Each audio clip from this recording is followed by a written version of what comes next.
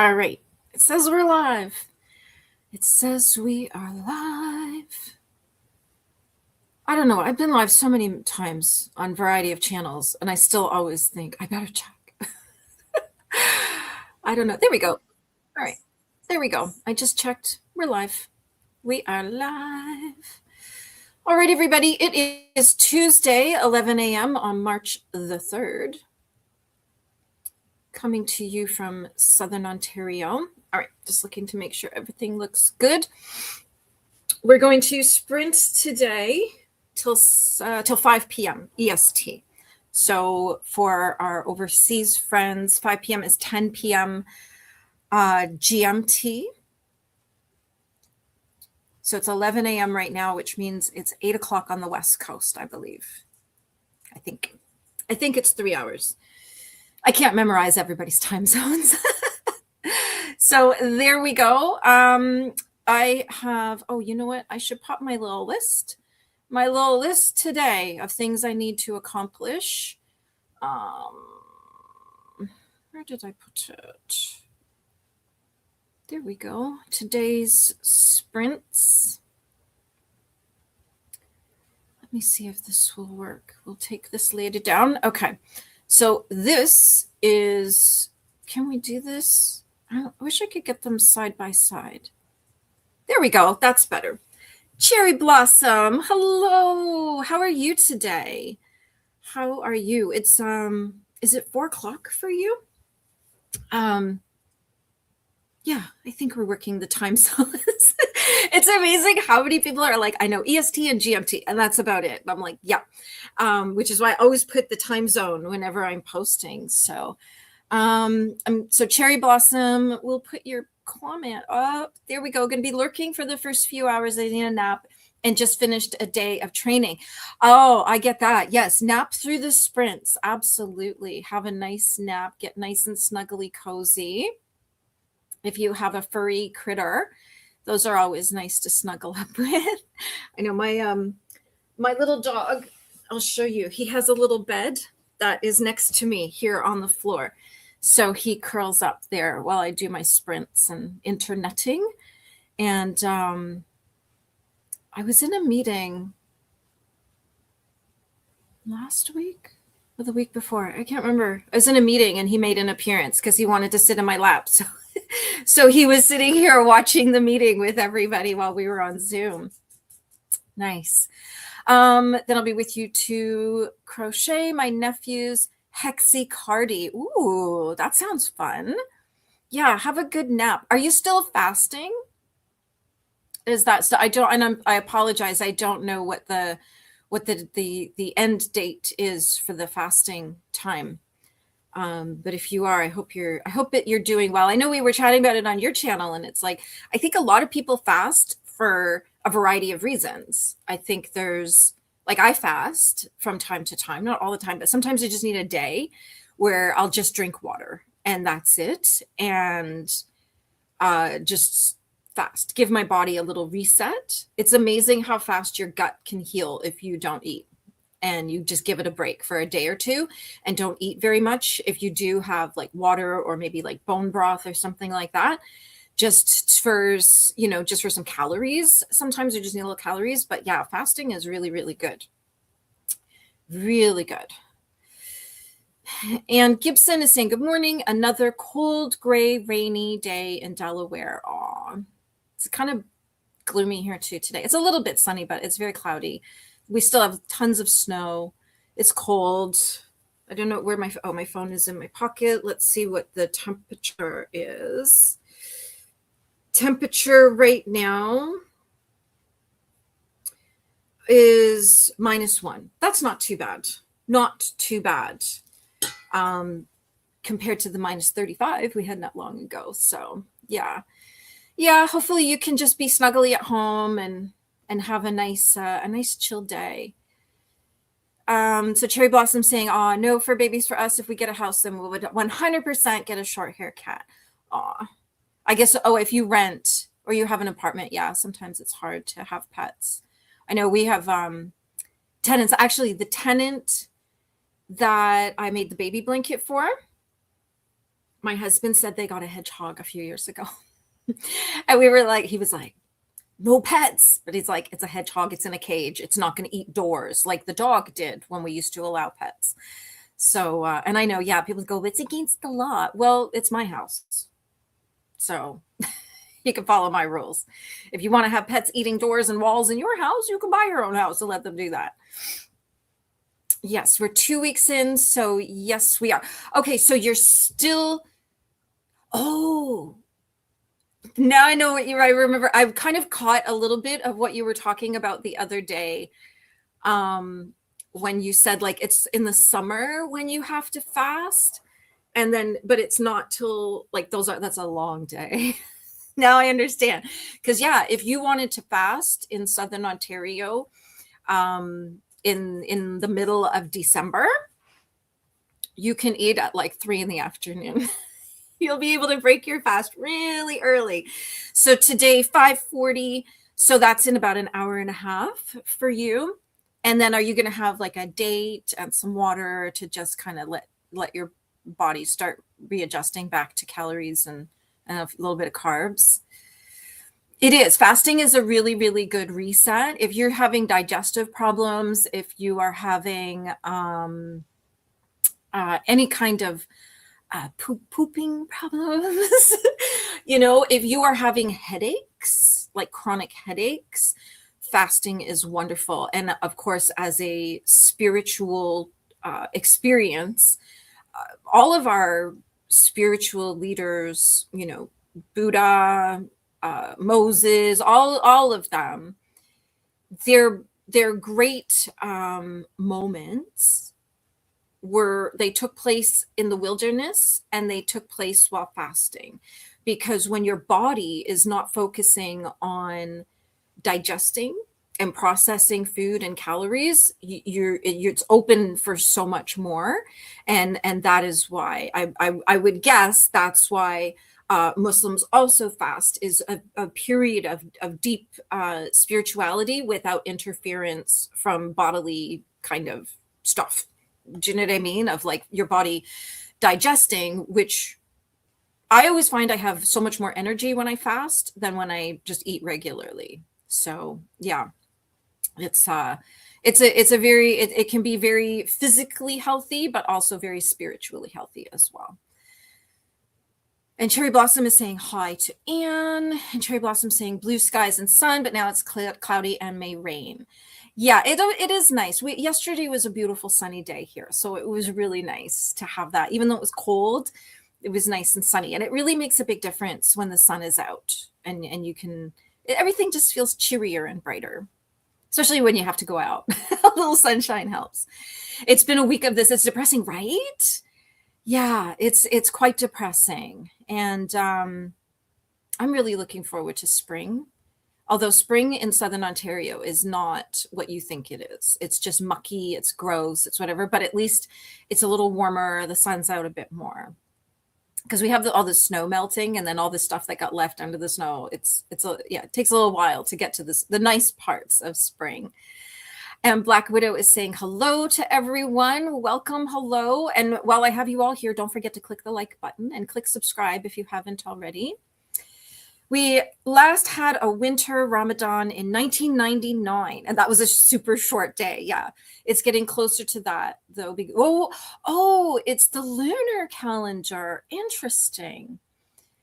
So then next year, it'll be close. Will it be closer to January when it starts next year? I always wondered about that, the lunar calendar. Okay, got it. Because, like, I think I said to you, on one of my last lives that I had, when we were in Morocco, we were checking every morning to find out, like, is it today? Is it today? Every day running down to speak to people on the streets, or if we were in a hotel, to speak to the Claydor to ask, like, what is today the start of Ramadan? And I remember thinking, like, isn't it, like, why is it not just on the same day? Right? Because you go by the lunar calendar. That makes so much sense. Thank you. Thank you for explaining that. We're learning so much here from you. And Cherry Blossom is saying hello to Helene. Oh, I think we go through this on every channel, don't we? Is it Helene? To me, I would read that Helene, but some people go by Helen, just with an at the end. But I would say Helene. And Black Widow saying hi, Cherry. And Donna Marie, hello, welcome. Welcome. We will be sprinting soon. Yes, it will be this at the start of, we'll start at the beginning of February. We don't look for the start. We don't look for the start of Ramadan until the 28th or 29th day of the lunar cycle. Same for Eid. So how do you know when the lunar cycle is? I feel like you need to come up here on panel and I'm going to interview you. But what is, so the lunar, okay. Well, how do you know when the start of the lunar cycle is to know 28 or 29 days in? And I just know that I'm one of those really super curious people who likes to learn. So I'm constantly asking questions. Cherry saying hello to Donna, and Donna saying hello to Faithful. And Cherry is saying when you see the new moon. But is there a specific new moon that we look for? Because there's lots of them. Like there's a full moon all the time, and there's, hold on. New moon is a new Islamic month. Oh, interesting. And then, but which new moon is the one that you start counting 28, 29 days? Because there's one every month. Well, like every 4 weeks. So we have, Anne doesn't drive, so she has to catch the bus or walk. Oh, yeah. Well, hopefully you live in a place where there's good transit. I don't. There's like one bus every hour or something. I've never taken the bus where I live. I've lived here almost 20 years. I've never taken the bus. But my son has, because he goes to school in another town, and he has to, every once in a while, he has to get the bus home, like the actual transit bus. So, yeah. Even though he drives, but he doesn't have a car. He will soon. Every new moon, the crescent, which is why you see. Oh, it's all the dots are overlapping now. Oh, all the dots are overlapping. Because I'm like, yes, I've seen the crescent moon on like Muslim kind of stuff. And now I'm like, oh, it makes so much sense. See, we just needed some dots connected for us. Interesting. And so Cherry's also saying she can't make it to the bus stop these days, so it's friends or taxis for me. Yeah, like I live in a small town, so I can walk everywhere if I wanted to. I have a car, but I do like walking. I live at the top of a hill. So what I'll do is I will drive my car to the bottom of the hill and leave it, and then I'll walk like half an hour downtown and then half an hour back and then drive to the top of the hill. Because at the end of the walk, nobody needs a big, massive, steep hill at the end of their walk. Only like those kind of fitness people. I'm not here to get fit. I'm here to just get some steps in and keep moving, keep the joints moving. Oh, let's do that. So Cherry's saying that she has a video on her other channel on Ramadan for beginners. If it's up, yes, please. How do we do that? How do we get that? Will you pop it into my community? Put the link, and then I'll share it, and we'll watch a bit of it on my next live, so that we can all learn together. Because I think it's like really, really interesting. And when I was in college, I studied religion, so I find them all very fascinating. Okay, and so Cherry's saying yes, she'll do that. Amazing, thank you. As long as I can just grab the link, and then we'll watch it here, if you don't mind. We'll play a little bit, just to see how it all works. I know a tiny bit. I know enough to ask questions. I know enough to know I don't really know that much about it. So that's where we're at. I don't mind walking or catch the bus, but not in the rain or snow. Yeah, I was supposed to go to a meeting. The meeting I had where my dog made an appearance, I was going to walk because it was downtown in my town. And so I was really looking forward to walking. I had my POV camera ready to go. I was going to do some filming, some B-roll, all of it. Now, big storm, it became a Zoom meeting. But we were fortunate that, but if the meeting still went on, I would have just driven. But we were having a storm, and they don't like people out and about unnecessarily. Because when we get a storm, it can be like 2 feet of snow and all kinds of accidents and things like that. So, yeah. So, do you remember last week? I showed this pattern, the Harley Davidson pattern. And so I made it, and I'm actually going to show it to you backwards because the camera is reversed. So you can see, I don't know, can you see that? Hopefully the light, hold on, I'm going to pop your comment down. Can you see that it's the Harley Davidson logo? How cute. You can't see it like this. I got to make it into the weird light. So there we go. So that is the pattern. Lola actually sent me, my mod Lola. She's not here yet today. She'll appear. She will appear. Not that we need a lot of moderation here. I just like to know that people are being welcomed and greeted. And the bot woke up. My bot woke up. So she sent me this pattern, and I whipped it up the other night, and there we go. So I actually have a Legion meeting tonight. I'm going to hand this off to the guy, the biker there's a few bikers there, but there's one guy that I knit him a scarf at Christmas. Before I found this pattern, I wish I had had this pattern when I was knitting the scarf, because then I would have incorporated it into it. I might knit him another scarf. I might say, give me that scarf back. I'm going to take it apart and reknit it with this logo in it, because I think he would really like that. So I might mention that to him. I'll see him tonight at the meeting. So that was that. But yeah, it was really quick. It was 50 rows. 50 rows. I knit it in a day. It wasn't a big deal. I started it in the morning, and then every time I sat down, I would knit a couple rows. The only thing is, you can see that each row is different. So you have to, this is not mindless knitting. This is pay attention knitting. So just be aware of that. And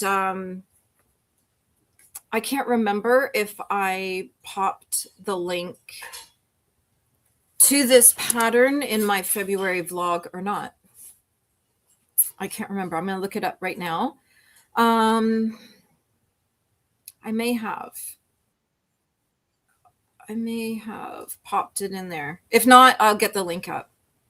Yeah, I did. So if you go to my February vlog, you will find the pattern, the link to the pattern for this pot holder. It's meant to be a dishcloth, but I don't know anybody who uses dishcloths like this. So it's going to be a pot holder. And if he wants to use it as a dishcloth, he can do whatever he wants. Like I got no rules around that kind of stuff. So yeah, I'll give it to him tonight, and hopefully he loves it. And that's that. Anne is saying that her wife drives, but she's the type of person who has a plan and nothing else. We were out Sunday afternoon, and our daughter wanted to go to the bookstore, but she wanted to come home.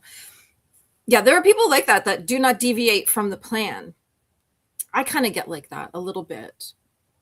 Like I think it's because I like certainty. I grew up in a way where there wasn't certainty, and I kind of like having certainty. So I don't mind a huge list of places we have to go that everybody gets to go where they need to go. But if I'm out and about and I'm on a mission, and then somebody wants to pull me away from that mission, then I get like, no, tomorrow. We'll do that tomorrow. So I kind of get it. But at the same time, a quick stop at the bookstore. Who am I kidding? There's no such thing as a quick stop at the bookstore. Yeah, but yeah, some people I know are very like, nope, we don't deviate from the plan. And some people go where the wind blows them. And I think most of us are kind of somewhere in the middle with all of that sort of thing. So I should have popped that comment up. There we go. And yeah, but then maybe there's a whole other adventure waiting with a bookstore stop in there. Yeah.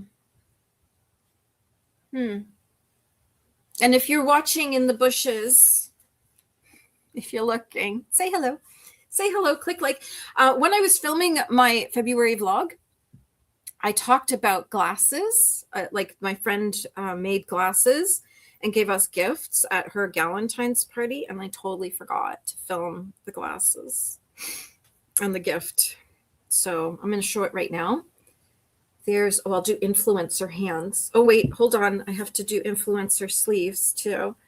So we each got a glass, and they were all different, which was really sweet. And I think she was saying that she had gone to thrift stores. I think that she had bought all these glasses and actually painted them herself.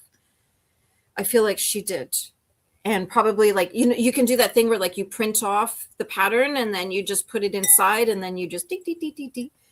And then also with the glass, we got these super cute little bracelets. So you can see that they're little hearts. So I thought that was really sweet. She had a sweet little Galentine's party. I talked about it in my February vlog, so we won't repeat that here. And it was a lot of fun. It was really nice. I've never been to anything like that before. I'm not the kind of person who has like a like friend group. Like I have individual relationships. So to be in a group setting with a whole bunch of women, it's not my usual thing. It was fun though. I had a good time. We laughed, we cried. It was a masterpiece. And my friend did a great job of hosting everyone. And Anna's saying, I'm happy going to the bookstore on the bus. I love drinking coffee and reading a book there for hours. Yeah. We used to have, so in Canada, we have Chapters and Indigo. It's the same company. So like in the malls and stuff, they'll have a Chapters. There isn't one in my town, but there's one like 40 minutes north of me and 40 minutes west of me and about an hour east of me. So I live right in the middle of no bookstores. We do have a little bookstore in our town, but they don't have, like, they just have books kind of thing and magazines.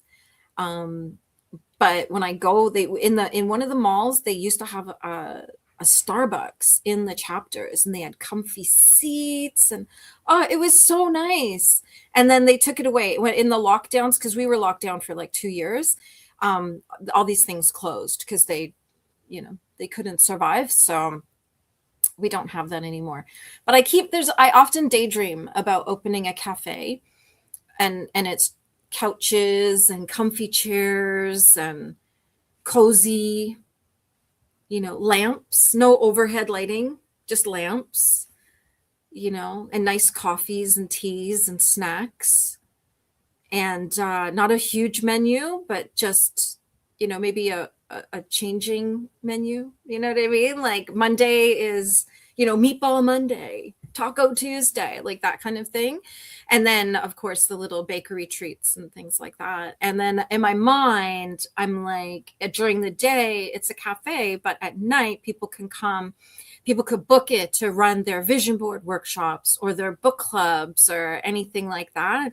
And then sort of have that space, that quiet, cozy space that is just for them, and then have access to the cafe element as well and the cafe experience. So that's my daydream every once in a while. And of course there would be a cabinet for yarn and knitting supplies and crochet supplies.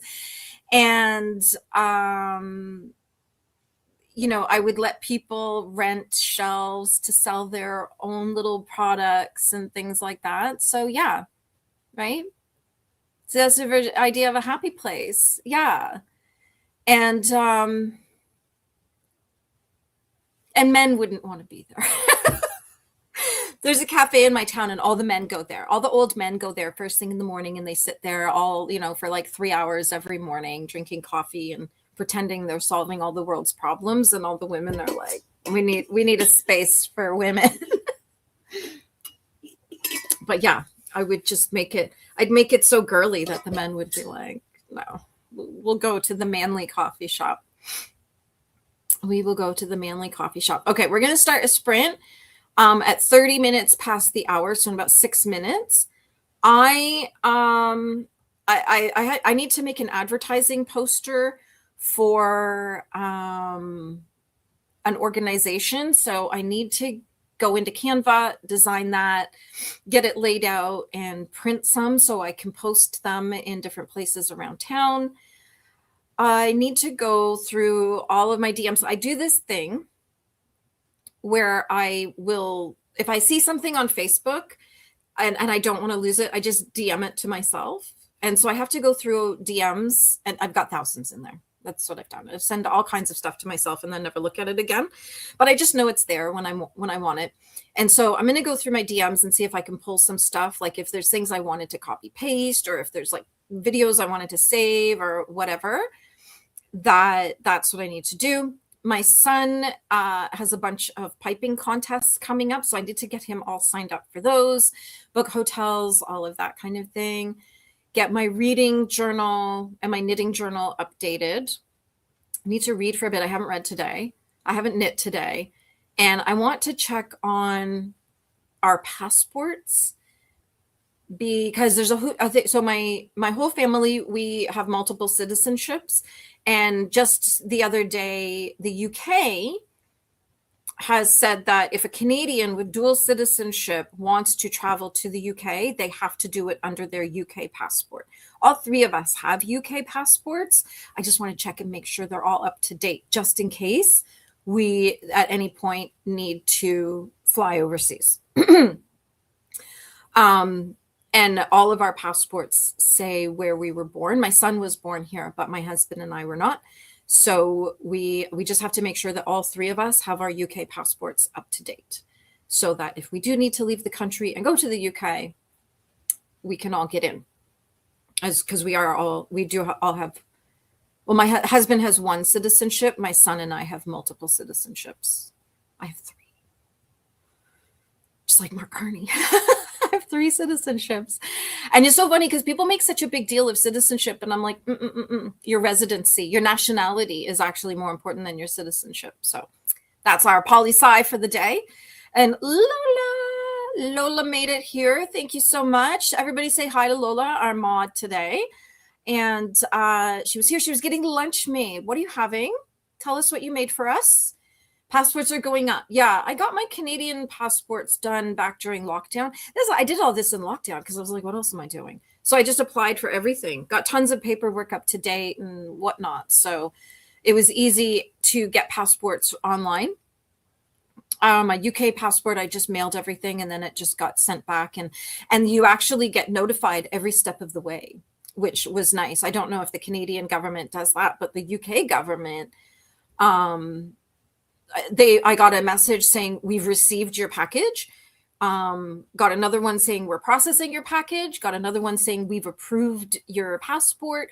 Got another one saying your passport has been mailed. Blah blah blah blah blah. So I was like up to date the whole way. I was like, wow, this is awesome. This is awesome. This is like better than better than a really attentive boyfriend. You know what I mean? Yeah. Storm, how are you? How are you feeling? Are you any better? Oh, I feel so bad for you. And I guess I think like up here in Canada, like it's so snowy and everything. How does anybody get poison ivy? But I guess you're somewhere where it's not snowing, and there is we do have poison ivy in the summer, and we always have to be quite careful, particularly, strangely enough, in the cemeteries. And when I worked in funeral service, we always had to be really careful around the perimeter of a cemetery and check for poison ivy if we had a burial on the edge of the cemetery. So yeah, it was, I don't know. I just feel horrible for you, and I hope you're okay. I hope it's getting better, because I don't even know. The only thing I could even think would help would be Seleno XL, which you can buy online and take that, because I know that really helps with shingles. And I just wonder if it would help with poison ivy. So I'm itchy for you. We're having compassionate itch for you. Yeah. All right. We're going to go into sprint at 11:30, which is, 30 minutes past the hour.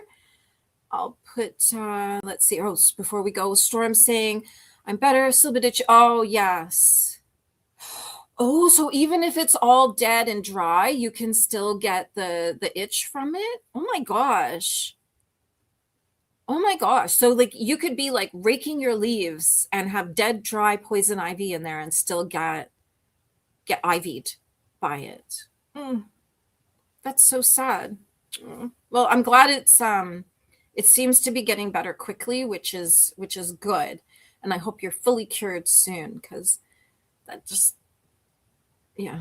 I've heard of people getting it and it's awful. Absolutely awful. All right. This is our music today. What I did is instead of trying to stream it, and StreamYard's so much better than Restream. Um, I'm actually playing this on my computer right now. This is a file from my computer, and there we go. We'll just have some light music playing while we sprint. And I'm gonna actually go get a bite to eat, and then I'm gonna start tackling my list and getting on with it. So let me know in the comments what you'll be working on. And I'm gonna mute myself now and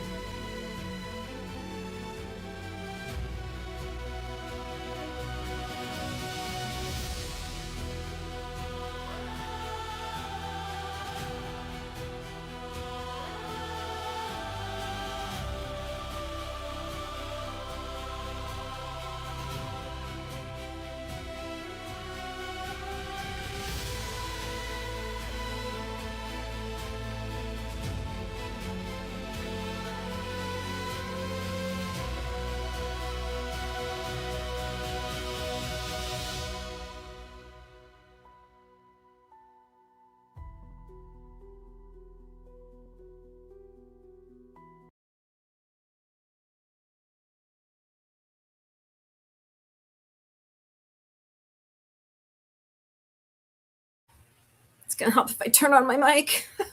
How did we do, everyone? That was a good hour. I made something to eat and had that, shared it with my dog, as I do.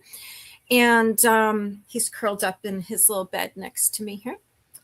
And made the poster, put it into a document. I put it into like a PowerPoint so I could lay it out and print, because I don't want them to all be full page size. I want them to be smaller, that I can like leave on bars, and that, like when you go into a restaurant and there's like the little table there, stuff like that. So I'll do a variety of sizes, big posters to put up on bulletin boards, and then smaller ones to cut out and leave in different places. So that is done. So it's sitting upstairs on the printer. So on the next sprint, I'm going to go up and see what I think. And if I like it, then I'll print a whole bunch and cut them out and get them out into the world. And so while I was sitting waiting, I was trying to register my son for a piping contest in a couple of weeks. And it's one of the things that one of the options is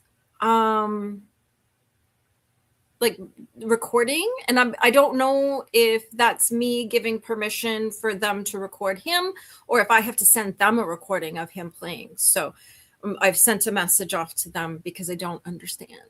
So I'm just waiting. Now I'm in a holding pattern, waiting for them to reply so that I can then finish what I was doing.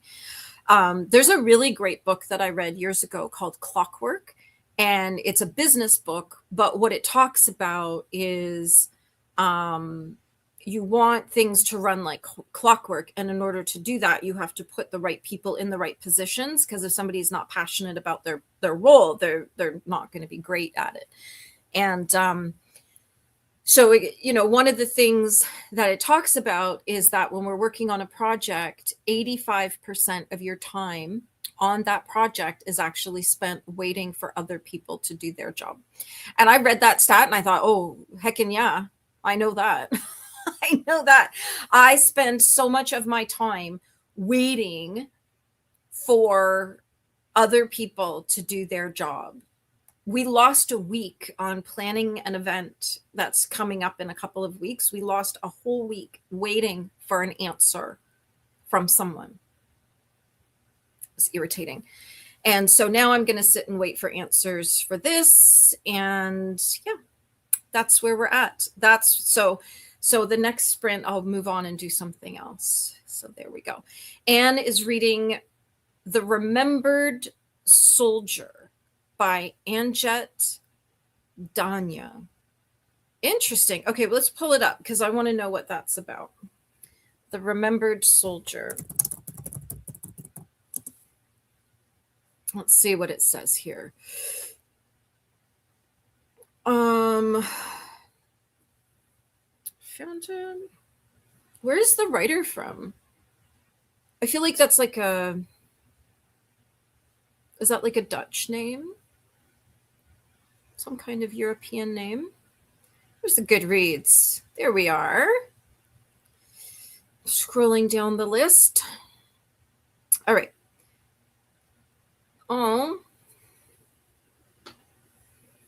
Flanders, 1922.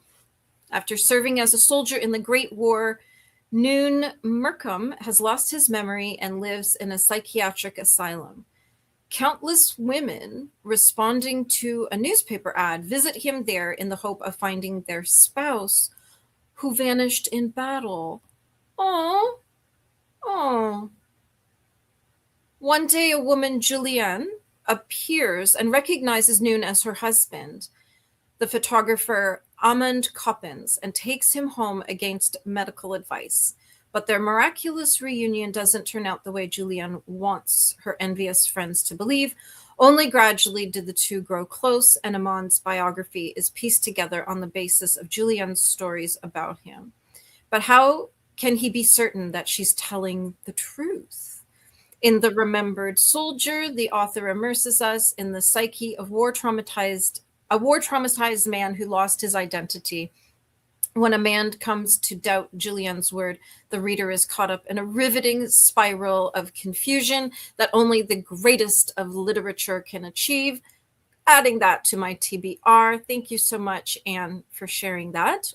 That sounds amazing. That sounds really, really good, and actually reminds me of a Netflix that I watched not that long ago. And it was two brothers, and one lost his memory and the other one didn't. And the one who didn't lose his memory told the one who did lose his memory, told him about their life, but it was all made up. And it was because they had had such a horrible, horrible, abusive, nightmare childhood that he didn't want his brother who lost his memory to have that back. And so it was sort of like the whole kind of theme of the entire documentary was like, what are the ethics here? I think he did the right thing. Personally, I think he did the right thing. If this man was never going to get his memory back, why should he be told that his mother like raped him? Oh, I shouldn't even say that. Do you know what I mean? So I think that this man, in telling this fake story, found healing for himself, but then also spared his brother from reliving the whole thing again. It was kind of interesting. And reading about this book that Anne has shared with us today is it's reminding me of that. Like, at what point do you tell the ugly truth, you know, or do you spare someone? If somebody has been given the gift of not remembering the horrible things, do you force them to know them? You know, that's a question. I don't know. Let me see if we can get this thing side by side. Oh my gosh, there we go. There you go. So that's the cover of the book there. Thank you so much, Anne. I think that sounds like a really good book, and I'm going to read it this year, I think. I added it to my list, so I'll grab a copy of it. And Lola is saying hello to Anne. Jean has hopped in and said hello. And then I realized that I forgot to put the sprinting time. Oops, sorry, everyone. So much tech. You know, I understand now why people have a channel manager, because I'm like, I can either be entertaining or good at this, one or the other. One or the other. Yeah, I forgot to put that up. Latest event. I recently went to an event last week. I sent you the picture from there. The next event is a pub night that's coming up the 19th, I believe. I can't remember. I organized it. You'd think I would know the date, but I can't remember. It's in a few weeks. And it's in my, I kind of dumped it from my brain because I did everything. It's launched. It's up there. Things are happening. You know, seats are being booked. I don't need to think about it anymore until a few days before. And then we do all the last minute stuff. But yeah, so there's like a new Facebook group, a new event, all this stuff all the time. Being chronically ill takes about, I can imagine that a lot of your life is spent dealing with just your health and doctor's appointments and all that kind of stuff. I'm so glad I was fortunate enough to not have any chronic illnesses besides my gut health, but we deal with that daily. The author is Danish. Okay, I knew it was like a Scandi kind of something sort of name. It's a very cool name. I kind of like it. Danje. Oh, it reminds me of there's that author who wrote The English Patient, Michael Andance. Is that his name? Kind of similar to that. Alicia's here. Hello. Getting your lunch. How are you feeling? Is your cold any better? Are you doing all right? You were I felt so bad for you when I was hanging out the other day, and I just thought, oh my gosh, girl, just leave this running and turn the camera off and go to bed. Go to bed and chillax. Yeah, poor thing. Everybody's struggling this month. Have you read The Ferryman and His Wife? translated from the Norwegian by Alice. No. Okay, we're going to pull that one up. The Ferryman and His Wife. The Ferryman. Oopsie. Ferryman and His Wife. Let's see what this is about. In the spirit of Amor Towles and George Saunders, the renowned best-selling Norwegian author, I'm not even going to try to say this name because I don't want to offend anyone, takes listeners on a quietly epic ferry driver's last route along the fjord on what he knows will be his last day alive. Is this what kind of story is this? Oh, it's fantasy, magical realism. Okay, contemporary. All right. He wakes up on November 18th and know this will be the day he dies. He follows his morning routine as voices from his past echo in his mind and looks around the empty house one last time before stepping onto his beloved boat.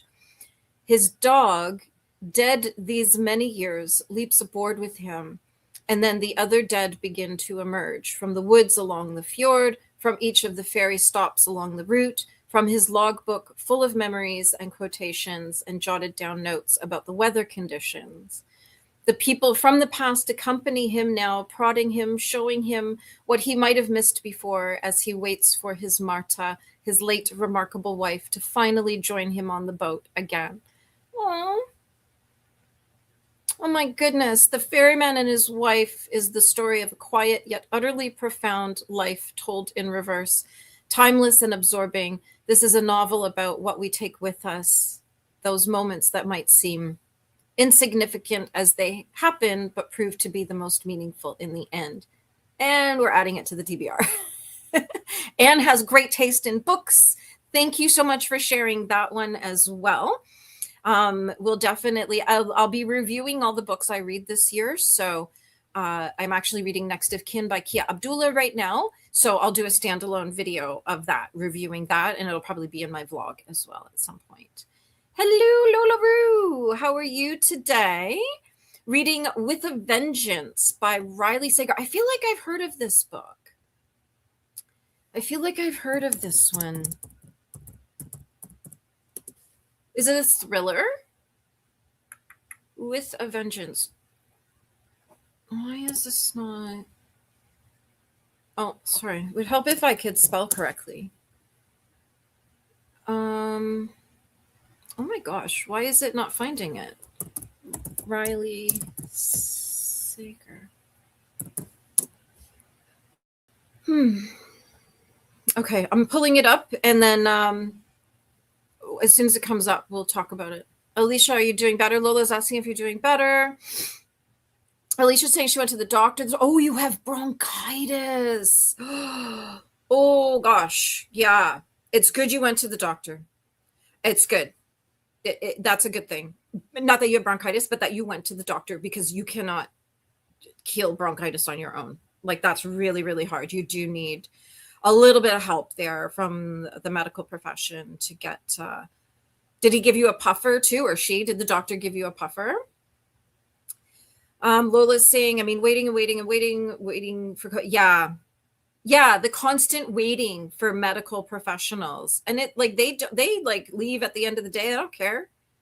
It doesn't matter to them how long it takes to get answers. Yeah, Lola's saying she hopes the meds work quickly. I hope you got a puffer. Amberly is saying, hello, welcome. Let us know what you're doing today. And Lola Rue is saying hello to Amberly. Ann Gibson, I'm a huge reader of translated literature. Interesting. What is it about translated literature? Is it because, like, it's written from a whole different perspective than you're used to, and that you need it translated to read it, or that there's something about translations that you really like? Lola Rue saying it is a thriller. Okay, we found. Oh, I have a few of Riley Sager's books in my list. Okay. With a Vengeance. Here we are. I do love thrillers. It is my favorite genre. In 1942, 6 people destroyed Anna Matheson's family. 12 years later, she's ready for retribution. Under false pretenses, Anna has lured those responsible for her family's downfall onto a luxury train from Philadelphia to Chicago, an overnight journey of 14 hours. Her goal? Confront the people who wronged her, get them to confess their crimes, and deliver them into the hands of authorities waiting at the end of the line. Listen, I saw Yellowstone. I know about the train station. But Anna's plan is quickly derailed by the murder of one of the passengers. As the train barrels through the night, it becomes clear that someone else on board is enacting their own form of revenge, and that won't stop until everyone else is dead. Woo, that sounds good. I'll add that to my TBR too. That sounds really good too. That sounds really, really good. Okay. Lola Rue is saying, I hope you feel better, Alicia. Alicia's saying what a puffer. Yeah, like a puffer, like you inhale the medicine. So it's like really fast acting, like for people with asthma, a puffer. That I don't even have one in the house to go get and show you, but it's like a little canister of medication, and then it goes into this thing. You put it in your mouth, you puff, and then the medication goes right into your bronchioles. Anytime I've ever had bronchitis, they give me one of those. So let's see here. A puffer's an inhaler. Oh, yeah, an inhaler. We call them puffers here. So we got two Lolas in the house. I don't know how that happened, but Lola, we get it. Let's not confuse them. And who is it that said, what are we? Okay. So Alicia's saying thank you to Lola Rue for saying, I hope she's feeling better. Lola's saying hi to Lola. You know, in one of the communities that I'm in, there's like 75 Marias, and it gets very confusing because when one person gets angry at a Maria, everybody's angry at all of them. It's like, like I've seen the wrong Marias get blocked because there's too many Marias in one community. No inhaler. Oh, that's a shame. That would help you out real fast. Amberly's saying, I don't know what I'm doing yet. Need to read my Tom's Crossing pages, but I think I feel like spinning instead. So I may alternate pages and time at my spinning wheel. Okay, well, I'm glad you said spinning wheel because I thought you meant like spinning on your spinning bike, which I don't know. Do people in the booktube community spin? I don't know. So you're going to spend time with your spinning wheel. Do you card your own yarn and everything? Do you do all of that, your wool and all of that? Are you one of the people who like gets the wool and dyes it and does the whole thing? Because I am fascinated by that. Absolutely fascinated by it. And I don't at this time have any like handmade wool, like yarn. But I love watching videos about it. I just think it's so interesting. And I like seeing how they make the colors. I think that's really cool. But then, I think what part of it, the dopamine part for me is like, it's FOMO because, the dye lots you're never going to get the same colorway again because of the dye lots. So that's where I just think, oh, if you like this one, you better get it. Anna's saying, I like the different perspectives from other parts of the world. I'm not a huge reader of modern bestsellers. Yeah, I get that. Kind of hearing life through the voice of people who are there, which is really, really important. Like I'm reading a book right now, the book Next of Kin, and it's about a child who dies. And it's obvious that the author has never seen a child in her life because of the way she's written about this child. I'm like, you don't even have kids. Like it's obvious, right? And it's really annoying me. Like it's taking me out of the momentum of the story. So it's nice when you have like someone's experience actually as part of the story. Like they know what they're talking about, which is kind of cool. And I don't really know much about that part of the world. This is what was the one that we were talking about? The Remembered Soldier. The author is Danish. And even though I had a student from Denmark living in my house for 6 months, we did learn a lot about Denmark. She was meant to be having a Canadian experience, so we weren't, but we did learn some stuff. We learned about the food and how they celebrate holidays, because we were trying to make her comfortable as well and make sure we were doing things that were familiar to her. Her mom would send food and everything like that so that she could have treats from home. But yeah, having the perspectives, writing about another part of the world by someone who's experienced that part of the world is really, really important. Liquid antibiotics and capsule decongestant. Well, I hope it works fast, because you poor thing. I felt so bad for you watching you the other day. I was like, oh no. I was going to ask how you spin. Yeah, how do you spin?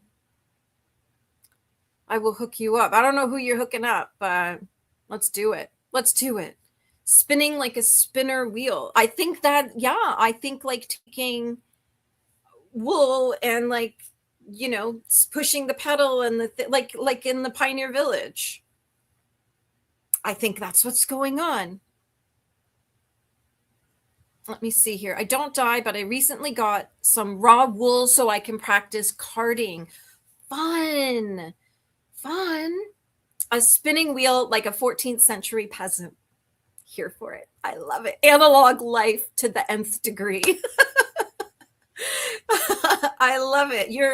You're making us all have to up our game on our analog life. Do you do it by whale fat candlelight? Like, is Ma Ingalls there cooking something over the fire? I love it. I love it. And so we kind of need to see a picture of your spinning wheel.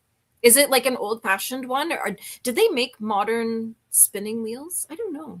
I don't think I've ever seen one. And Alicia's saying, "Oh wow, yeah, yeah, yeah." This is not a fitness class. This is a historical reenactment.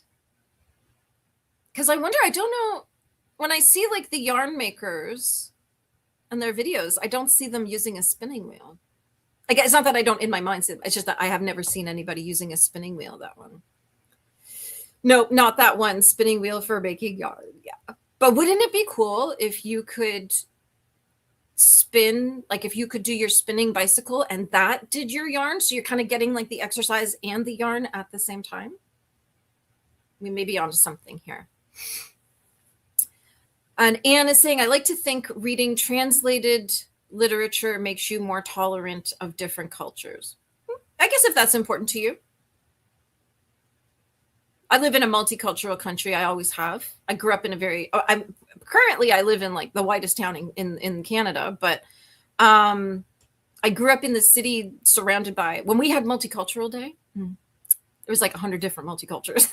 Absolutely. Absolutely. I grew up surrounded by people from all over the world, every color, every language, every religion, everything. And this was like in the 70s and 80s. And it's really interesting. Nobody had to be told to tolerate each other back then. We just got on with it. Just, you know what I mean? Like, I don't know. We were all in it together. We were all immigrants. It didn't really matter. And it's weird that now it's becoming an issue. And I think there's a variety of factors contributing to that. But it's interesting that all these years later, people are no longer tolerating certain things. And it's kind of interesting. So Amberly is saying they do make modern spinning wheels. Oh, but plenty do spin on antique wheels too, and spindles. Loads of, I've done spindle spinning. I'm not very good at it. I used to be in a medieval society. And so people would do this kind of thing. They'd set up their spinning wheel. Like we'd go camping for the weekend in the canvas tents, and not the modern tents. No. Like canvas hand sewn tents. And, they'd build their own kitchen and bring their spinning wheels and their spindles and armor and, everything, all the things. And we'd spend the weekend living like 14th century peasants. And so, yeah, I've done spindle spinning where you hold it up and it spins. So, yeah. That's kind of fun. That is all kind of fun. Yeah. Okay, so I got my poster done, which is good. And now I am waiting. How do I get this? There we go. I wish I could. I need to put like a little mark with a post-it to know exactly which one to click on. So I made the posters, and I'm in the middle of competition signups. So that right now I got to wait for someone to answer me so I can finish signing up. And yeah. Uh, let's see here. Anne is saying was having a conversation about Iran, and the person had no idea of the oppression of women there. Ooh, I'm with you, Anne. I'm with you. How could somebody not know? Like how I'm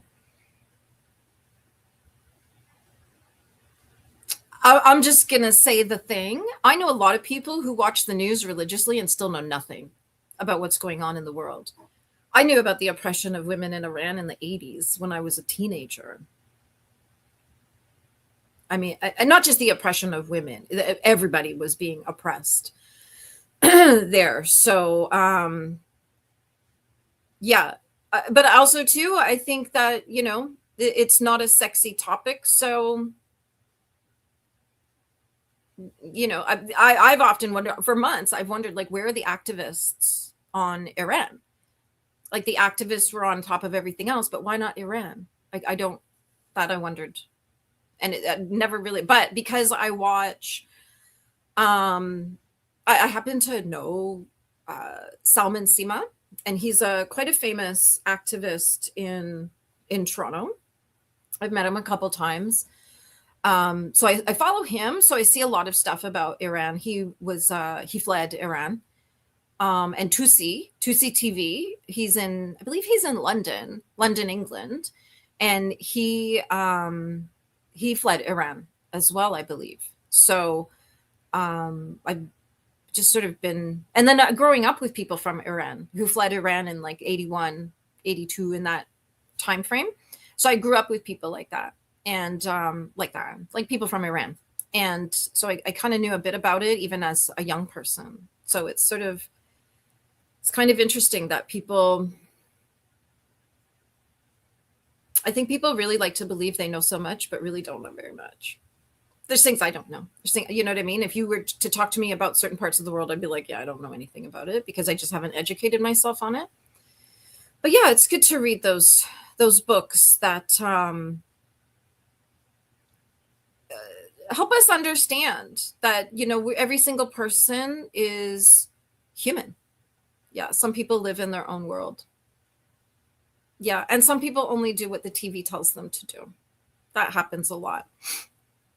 That if you don't, like, I'll talk about things in my own community and people will be like, what are you talking about? And I'm like, well, it's everywhere except the mainstream. And if you only consume mainstream news, mainstream information, mainstream TV, mainstream reading, anything like that, then you're missing a whole lot of stuff. And so what Anne is saying here is, in talking about reading books for that perspective, yeah, I think that's really important. And I have a teenage son. He's in high school, and it is shocking to me how few books they have read in English class in high school. Like, I read Shakespeare every semester, plus at least one novel. We read a lot of dystopian fiction in the 80s. But yeah, every year we did Shakespeare. I did 7 English courses when I was in high school, just because I really liked English. I liked writing, I liked reading. And I did 7 English courses. So I did 7 semesters of Shakespeare. And if you study Shakespeare, you see it everywhere now. I think a few weeks ago I was talking on my channel about how King Lear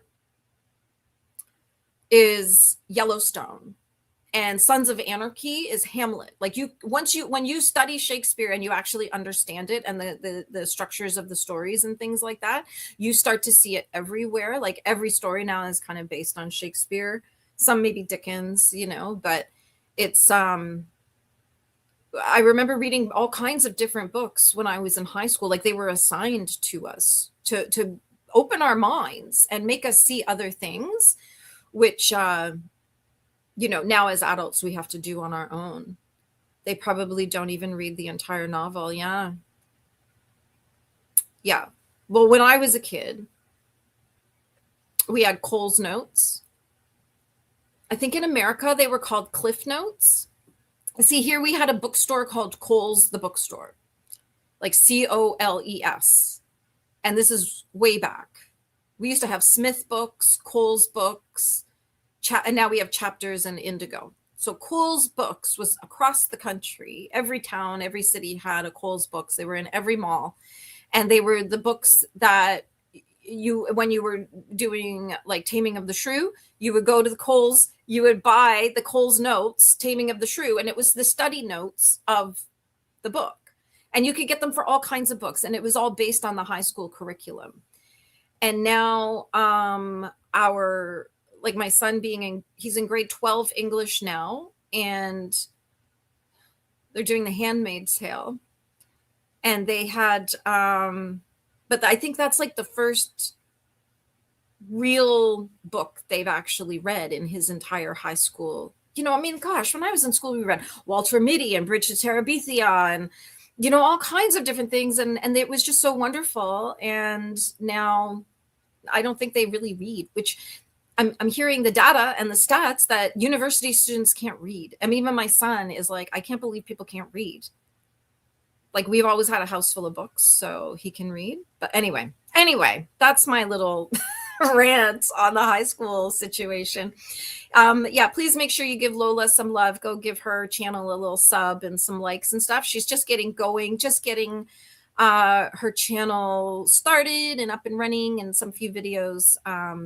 Lola likes reading and crafting and things like that. All the same stuff we like. So you will love her too. Cole's Notes were quite handy. Yes, especially when it was such a dreadfully boring book like Who Has Seen the Wind? And just get that and pass the exam and get on with it. Margaret Atwood. I don't think I've ever read any of her books, to be honest. I'm not a fan of her, to be honest. Not a fan. Oh, and I do have a Discord. I just started it, so you can jump in. There's lots of categories. Feel free to spam every category. Do all you want. My daughter, who's a freshman in high school, is assigned certain pages of a novel, and she wants the whole, right?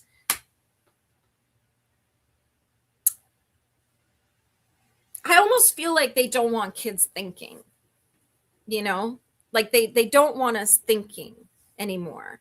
I need a haircut. You can see it's bugging me. I got this little situation here. They don't want kids to be thinking, but I buy my son lots of books. He's currently reading Rules for Radicals. I think he reads it kind of a little bit on the weekends and on the holidays and stuff because he's so busy with school and piping and everything else that he doesn't really have an awful lot of time. He's reading Rules for Radicals, and he's got some Thomas Sowell books sitting there, economics. My son's really into math. He just accepted an offer to university for business and accounting and a scholarship and all that stuff. So yay, he likes counting. Don't want them questioning anything. I wonder if you and I are quite similar on our worldviews. I feel like maybe we are. We don't get into that here. We keep it nice and neutral here. But I wonder if you and I are similar. We should talk. Jump into my Discord and we can chat. Because that would be quite interesting. Because you're in America, and our media tells us what it's like in America, and I'm like, I don't think you're there to know. like, I'm not sure you actually know. Let's hear from some Americans of what their perspective is. So yeah, I think that would be kind of interesting. All right, don't forget to hydrate. I've got my this is like a Bloom gut health water thing, that it's flavored water with apple cider vinegar and prebiotics, probiotics, things like that in it, so that my stomach is doing okay, because I have leaky gut, so I got to kind of stay on top of that every single day of my life. You are in Delaware. I don't know where that is. Hold on, I'm gonna look it up. Delaware. Isn't that where? Is that where? No. Okay, I was thinking maybe it was like Plymouth Rock, but no. Sorry, they don't teach us stuff like this in school, so I'll apologize now. I know about as much as you probably know about Canada. Oh, Delaware's way over there. Okay, hold on. East Coast. Oh, it's like next. Oh, it's like, okay. Where there's like New Jersey, Pennsylvania, Maryland, and then Delaware. Okay, that's interesting. That's kind of neat. Sorry, I just had to look it up on a map because I'm like, I don't know where it is. Sorry. I'm just looking at the map. Oh, so you're not that far from Washington. Do people who oh, there we are. Thank you. Halfway between Washington, D.C. and New York City. Do people who work in Washington live in Delaware? I feel like that is a thing. So, because I did watch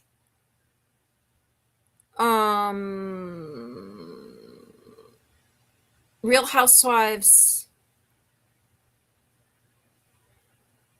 What was the one that was near D.C.? There was D.C. That season was crazy.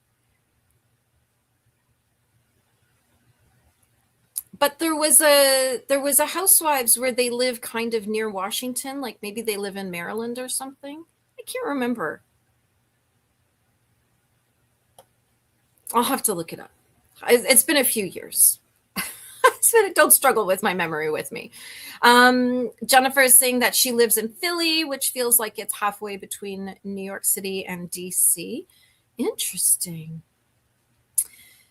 Cherry is saying that she's back from her nap and had dough balls for iftar. Is iftar what it's called when you break your fast? We're going to learn everything about Ramadan here. By the way, everybody, this is our learning time. And Cherry said she's going to share her video, like basically like Ramadan for beginners. So we're going to watch it, a little bit of it here, probably next week, so that we can learn a bit too, because I like learning stuff. That's why we read, to learn, right? Joe Biden is from Delaware. How's he doing? I heard he was traveling coach these days. Did he get on a? I read somewhere that he got on a regular plane with regular people and didn't. But I'm shocked he's still alive, actually. Not because we want people to die, but just because I was like, he wasn't looking so good the last time I saw him. And he always looks like he's going to fall down. Poor man. I feel like it was a little unfair what they did there with him, making him keep going like that. Anyway, Joe Biden. Did he move back to? Is that what presidents do? Did they move back to like where they're from, or do they just go live wherever they like? I don't know. I think here in Canada, our prime ministers just go back home. They're not our politicians aren't held up in the same way that American politicians are. They're more like regular people. Like when my MP was in town, he was home from Ottawa for the holidays and stuff, and we were at something, and then he just walked down the street back to his car. They had no bodyguards, nothing like that. There was no security. I did have a moment where I thought, should we be letting him just walk by himself? Like, I don't know. But he was like, yeah, I'm fine. And then just went off by himself. Like, a lot of our politicians can just walk down the street and nobody bothers them. Some of them we can't. There are some of our politicians that need people with them all the time, even just to help them get from point A to point B without getting mobbed. So yeah. Anyway, all right. We're gonna start a sprint in 6 minutes, and so I'm gonna check on the messages that I have out there looking for information, and then I think we got it here. There we go. And then I made the poster. I'm gonna go check on it. I'm waiting for the competition information so I can finish registering my son. I think I'll do my journals and check on my passports. I think that's what I'll do for the next sprint.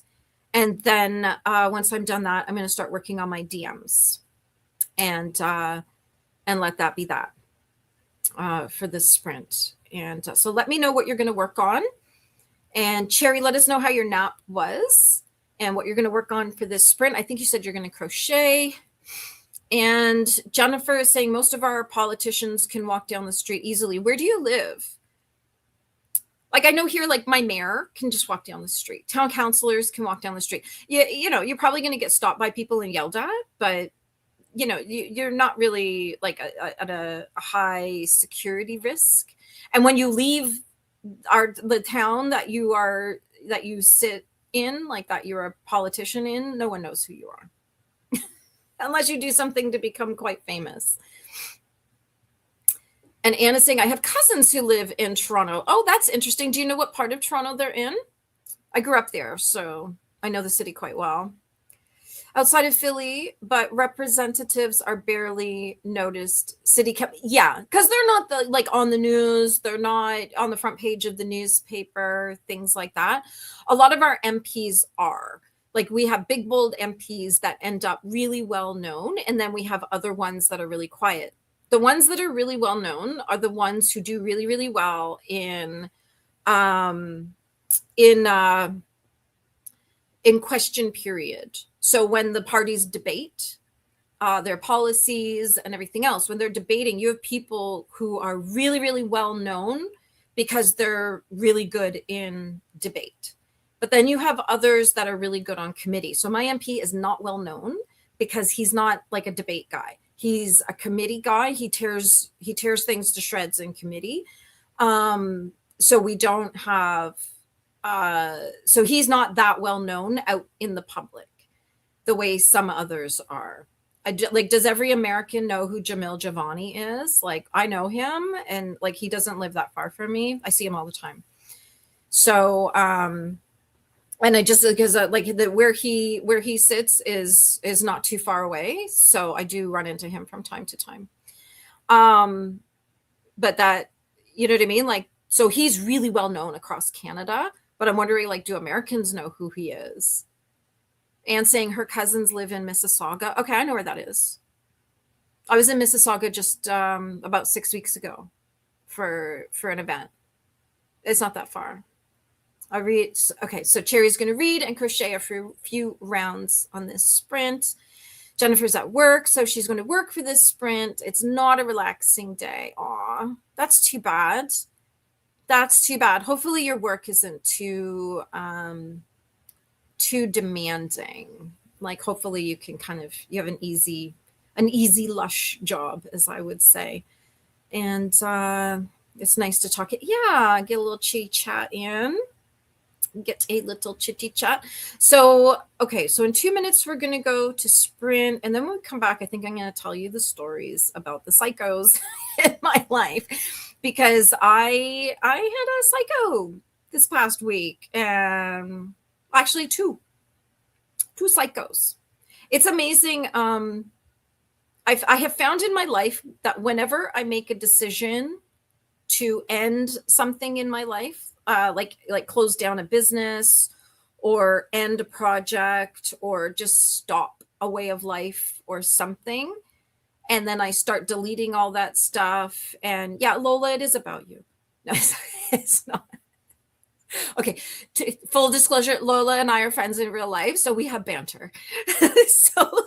so we have a lot of cheeky banter because we have a very, very similar sense of humor, and so we banter all day, every day. So I've noticed that whenever I am trying to end something in my life, or like close a business or close a project or something like that, people go psycho. It's so bizarre. And I had two psychos this week. And it's always such a great reminder to me that I'm on the right path, because when people become really evil, it's just letting me know that, yeah, I made the right decision to get out of this. And these are the demons getting really loud, screaming at me as I'm on my way out. So when we come back, we'll talk a little bit about that. How you know you have a stalker. Mm-hmm. Fun, fun, fun, fun. Yeah, we are going to talk about you. yeah, yeah, we'll let Lola know what she's up to these days. Don't lurk in the bushes, please. Say hello in the chat if you're watching. And don't forget to click like and subscribe. And yes, people make it very clear why you're okay to, yeah. Yeah, when the demons start screaming, you know you were right to make the decision to leave. Absolutely. So there we go. Okay, that's 1:15 my time. We are going to sprint. We're doing an hour and 15 minutes. So, hold on. How am I going to do this? You know what? We'll just do an hour. We'll do an hour to make my life easy, because I can't figure out how to make it 90 minutes. Okay, there we go. All right, everybody, let me know what you're going to do when we're sprinting, and we'll see you in an hour. Have fun. Don't leave. Don't leave. Stay here. Let this running in the background. And then, I'm not going to put music on this time. We're going to do a silent sprint. And, but just stick around. Let this run in the background. And then when you hear me talking again, we're back.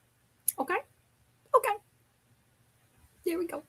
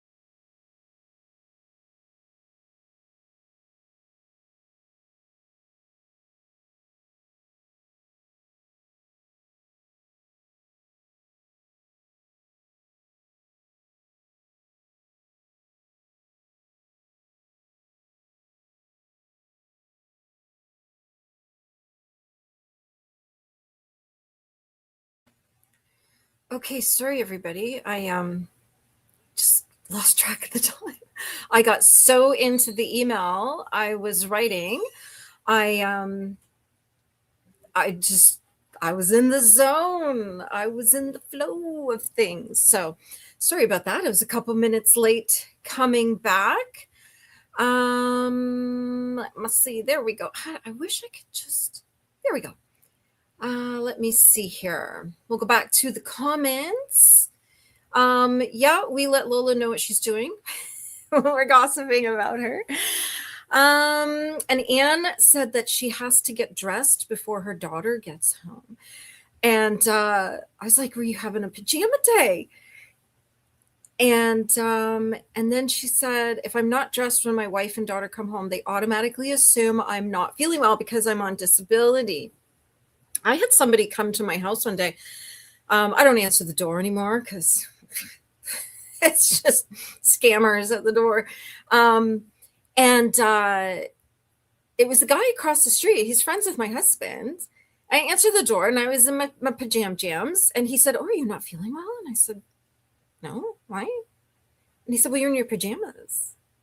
I was like, so? And he's like, don't you get dressed? And I'm like, no, when I'm sitting around my house. No, what do you want? Right? Like, don't be judgy when you're bothering someone.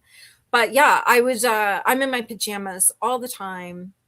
As soon as I come home, into pajamas, within 30 seconds of coming in the front door, I'm in my pajamas. And because I just like being comfortable. I like to curl up. Plus, a part of it is too, I'm really short. So my feet don't reach the ground. Like my feet don't reach the floor. So if I sit on the couch, my feet don't reach the floor, which means my feet have to be up on the couch.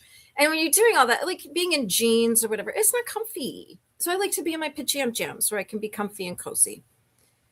So I don't know. Anne, I say to your wife, she knew who she married. and it's pajamas are part of the deal. They're part of the deal. Emily lost in the library. Hello, first time joining. I'll be working this afternoon. Welcome, Emily. Thank you for hanging out with us. Don't forget to click like and subscribe. You just want to help me out there. Do a little favor. Yeah, okay. Well, so I did say hi to Emily. And the Faithful is saying I have house clothing that I can also nap in if I want, but makes me look dressed. Is that like sweatpants? I don't know what house clothing is. I'm like, do you know what? I saw an article about like someone being arrested and somebody, like, the caption was that he was arrested and taken and he was wearing house clothing. And I was like, that looks like a tracksuit. That looks like just sweatshirt and a sweatpants. Is that what house clothing is? I have no idea.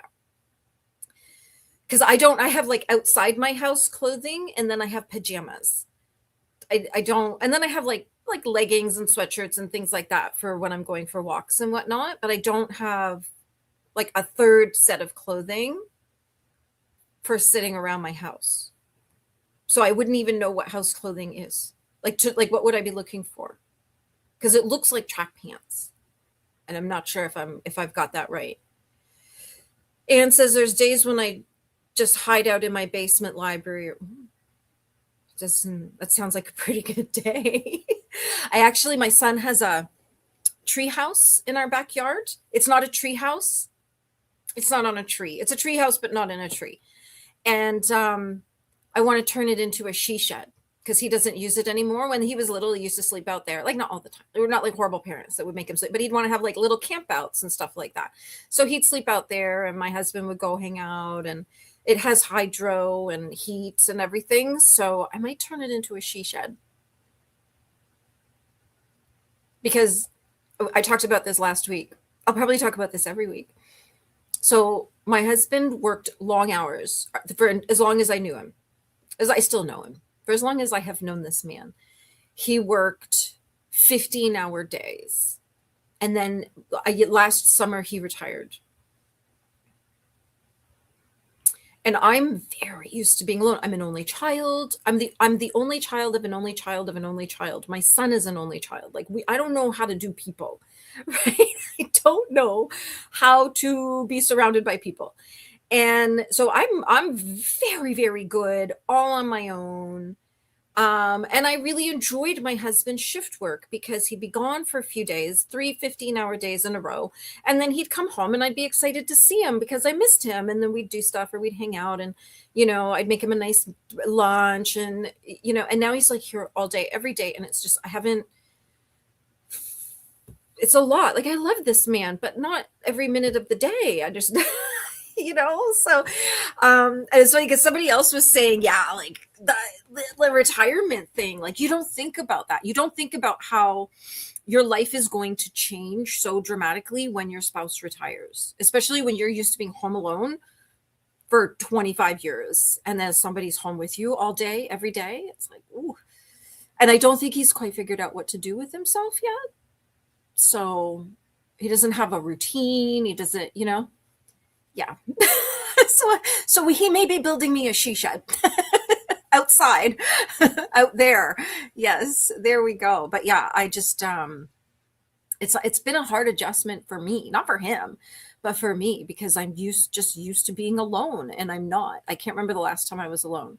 So I have to figure out ways to be alone. Like I'll go upstairs earlier in the evening and just go hang out alone in silence and peace and I'm just not used to having, okay, like things like when you just want to cry and like your husband's at work so you can cry and get it all out, watch the sad movie, get all your emotions out, cry, and when he comes home you're like, hey, I missed you, right? Not just because sometimes I just gotta cry and I can't do that because its man is in my house all day every day and I'm like, I can't even cry, I can't even get a good cry in. I have to go sit in my car and cry. Now I know all these women sit in their car and do all their vlogging. Oh, I just realized that now. I do love him though. He's a great husband. I'm just not used to having anybody around me all day, every day. So Anne's saying one of the reasons I bought this condo is because it had a finished basement, which I made into an office library. The sliding glass doors open onto it. Oh. And don't give us your address because we will be in the car on our way to come hang out in your little basement library secret hiding spot. Oh my gosh. When it gets warmer, I sit outside a lot. Nice. Last time I checked. Oh my goodness. 2,100 books. I don't have a lot of books because I don't buy. I buy, if I buy a book, it's more like an educational book because novels, I don't tend to buy. I'll download, borrow, find them at the thrift shop for $1 and then donate them back. I don't like spending a ton of money on novels. Alicia got her Pango order. What's a Pango order? Ate lunch, meds, and did the dishes. Good for you. That was really productive. That was good. And the faithful saying hi to Alicia. And Alicia's saying, I hear you. I love to be in my pajamas or yoga pants. Yeah, like if I go for a walk, I'll put my leggings and a sweatshirt on, but then I'll just spend the rest of the day in leggings and sweatshirt because they're still comfy enough for curled up on the couch, right? Calligraphy Kate, how are you? So nice to see you. Just got in from work, so made something to eat in that sprint. Are you making dinner? What did you have? Are you still making it? And Alicia's saying hello to Faithful. Like loungewear. I still don't know what, yeah, like what's loungewear? Like I lounge in my pajamas. So I can see my husband is messaging. Did he hear me? No, he didn't. He'd be like, hey, I'm right here. I can hear you talking about me. Made it to page 83 of, oh my goodness, 1,229 in Tom's Crossing and did some laundry. Let's look up Tom's Crossing. And why is this book so long? Holy heckin'. I don't know that I'd ever pick up a book that long. Ever. Is it really over 1,000 pages long? Why is the Goodreads always so far down the list? Is it really 1,200 pages long? Oh my gosh. Roomy maxi dresses that I don't wear outside. Is that like a muumuu? Like what Mrs. Roper used to wear? They look really comfy, actually. If you're a dress person, they do look really comfy. I'm not. I would get caught on everything. I have these pajamas that I really, really love. They're so soft and comfy. I buy them on Amazon, but the pants have pockets, and I am just the right height that the pocket catches on the little doorknobs, the little knobbies on the drawers in my kitchen. And because it's not like a bar, it's like a little knob, and my pocket catches on that every day. Comfy clothes in the house. This is Emily saying, I'm always in comfy clothes in the house, yoga pants. Yeah, comfy clothes. But do you have like a third set of clothes? So do you wear outside clothes, and then you have comfy clothes for the house, and then you also have pajamas for sleeping in? To me, that's just way too much laundry. Like for me, I'm like, why am I doing this much laundry when I'm not going anywhere? No one sees me. I like leave my house. I try not to leave my house very much, once or twice a week at the most. But I don't consider them fancy enough to wear outdoors. Good enough for visitors, can withstand a nap. That's interesting. So a roomy maxi dress that is, you wouldn't wear it to the shops, but if you're just hanging out, nice. That's just my pajamas. Or leggings and a sweatshirt. We've always had separate bedrooms. And then when he had a stroke and said, can I move into your... Yeah, no, we have separate bedrooms too, because my husband has sleep apnea and he snores really loud, and we get along so much better when we've both had a good night's sleep. So I totally, and if he was like, can I sleep with you? No, between me and my dog, no, there's not enough room. We cuddle, but no, go your own space to sleep. Pango Books is a website where you can sell your books if you don't want to keep them. Oh, that's cool. That's really cool. So rather than like Marketplace or the thrift shops or anything like that, that's really cool, actually. And then do you ship them yourself, or did they ship them for you? Lola, will you do me a favor? Will you grab everybody's links for me, please, and just drop them into the chat so we can make sure we're all following each other? Please. Thank you. I love you. Alicia's saying loungewear is defined as comfortable and casual clothing that is versatile for relaxing, working from home, or venturing out for an indulgent brunch. Huh. That sounds like clothes. I don't know. It just sounds like clothes to me. That casual, it's just casual clothing. So yeah, because I don't have a corporate life, I don't have an office life. I occasionally dress up, like as I've said here before, I'm a minister, so sometimes I have to go to a wedding or a funeral, and I dress for that. But for the most part, like what I'm wearing right now is jeans and a sweatshirt, and that's what I will wear to leave my house tonight to go to a meeting. And I wouldn't put on 3 outfits in one day. That I would not do. When I go in the backyard, I usually just wear shorts and a t-shirt. Yeah. I would just go in my pajamas. And then if I'm swimming, because we have a pool, I'll just throw my swimsuit on. And then if I want to just hang out to dry, do you know what I mean? Outside, then I'll just put like a towel, or I have a swimsuit cover up kind of thing.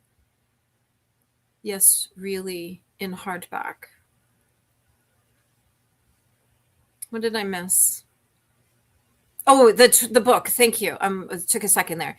1,200 pages hardback. How thick is this book? Holy smokes. Tom's Crossing is my mammoth for March of the Mammoths, trying to read 50 pages a day. Oh, wow. That's a big project. Right? You get stuck on the drawers all the time. Yeah. Because it's the little knobbies, not the little like bar handles. My brother gave me Tom's Crossing for Christmas. Oh, yeah. I was looking up Tom's Crossing.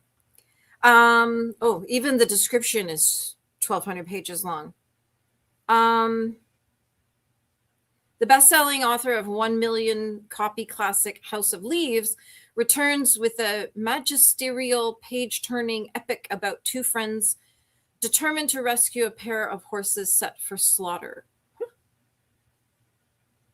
Interesting.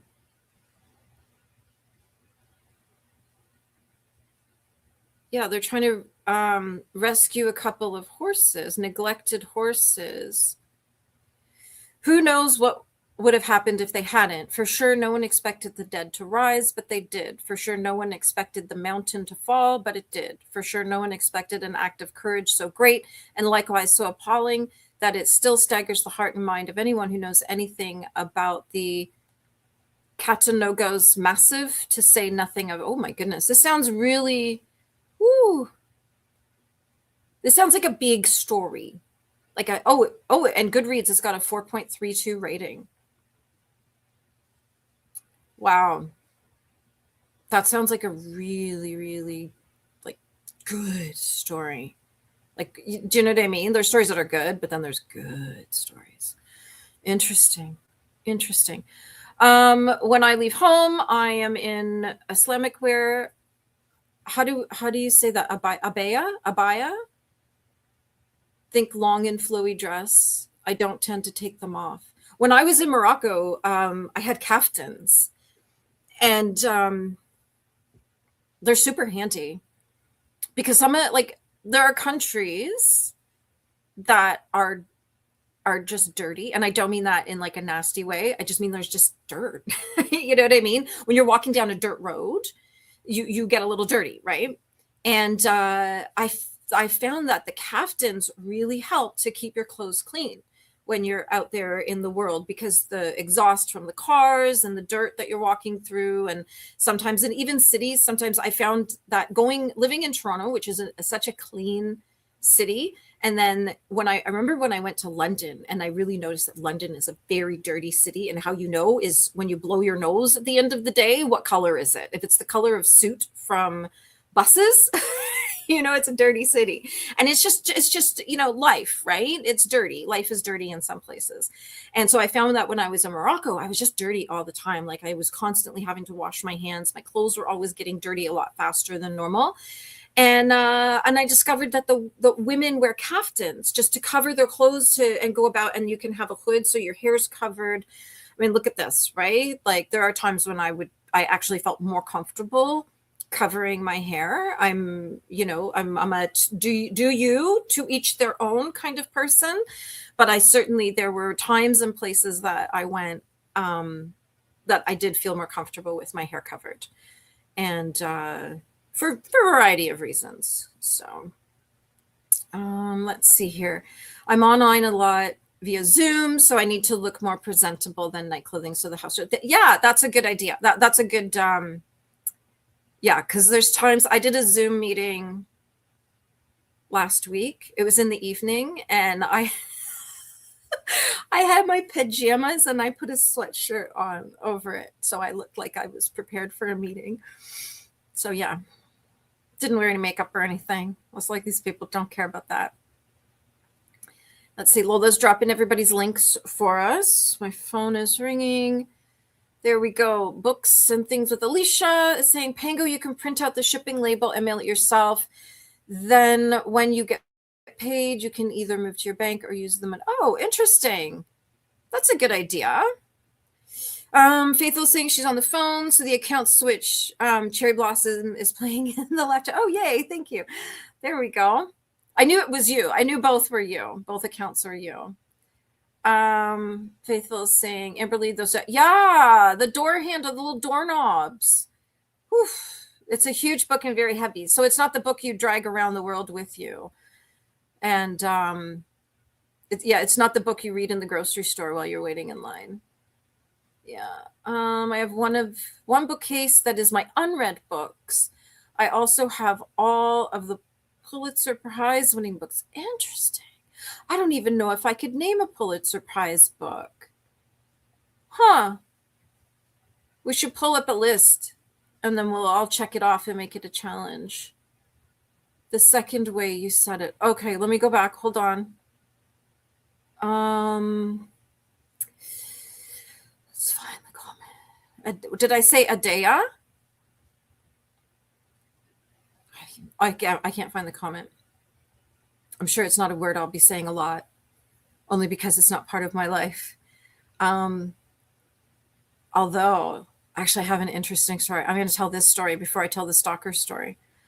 My feet would be, yeah, right. Like some places are just dirty. It's just, you know what I mean? It's just the way it is. It's just dirty. Like I remember being in like the souks and things like that, and there'd be like women in sandals, and I'd be like, no, no, no, you're braver than I am. There's no way I would wear open shoes in a souk or anything like that. Like, no, absolutely not. I can't say I ever blue, dark, or black snot. Oh, I did. Oh my gosh. The first time I was in London was in the 90s. And that was, I didn't realize, and it was at the end of the day, and I blew my nose, and I was like, and every single day I was there, it was just everything was black. Like under my nails was black. Like I just felt like it, but this was like right downtown London. This is not out in the little neighborhoods and stuff, like right downtown London. I just found, oof, was so dirty.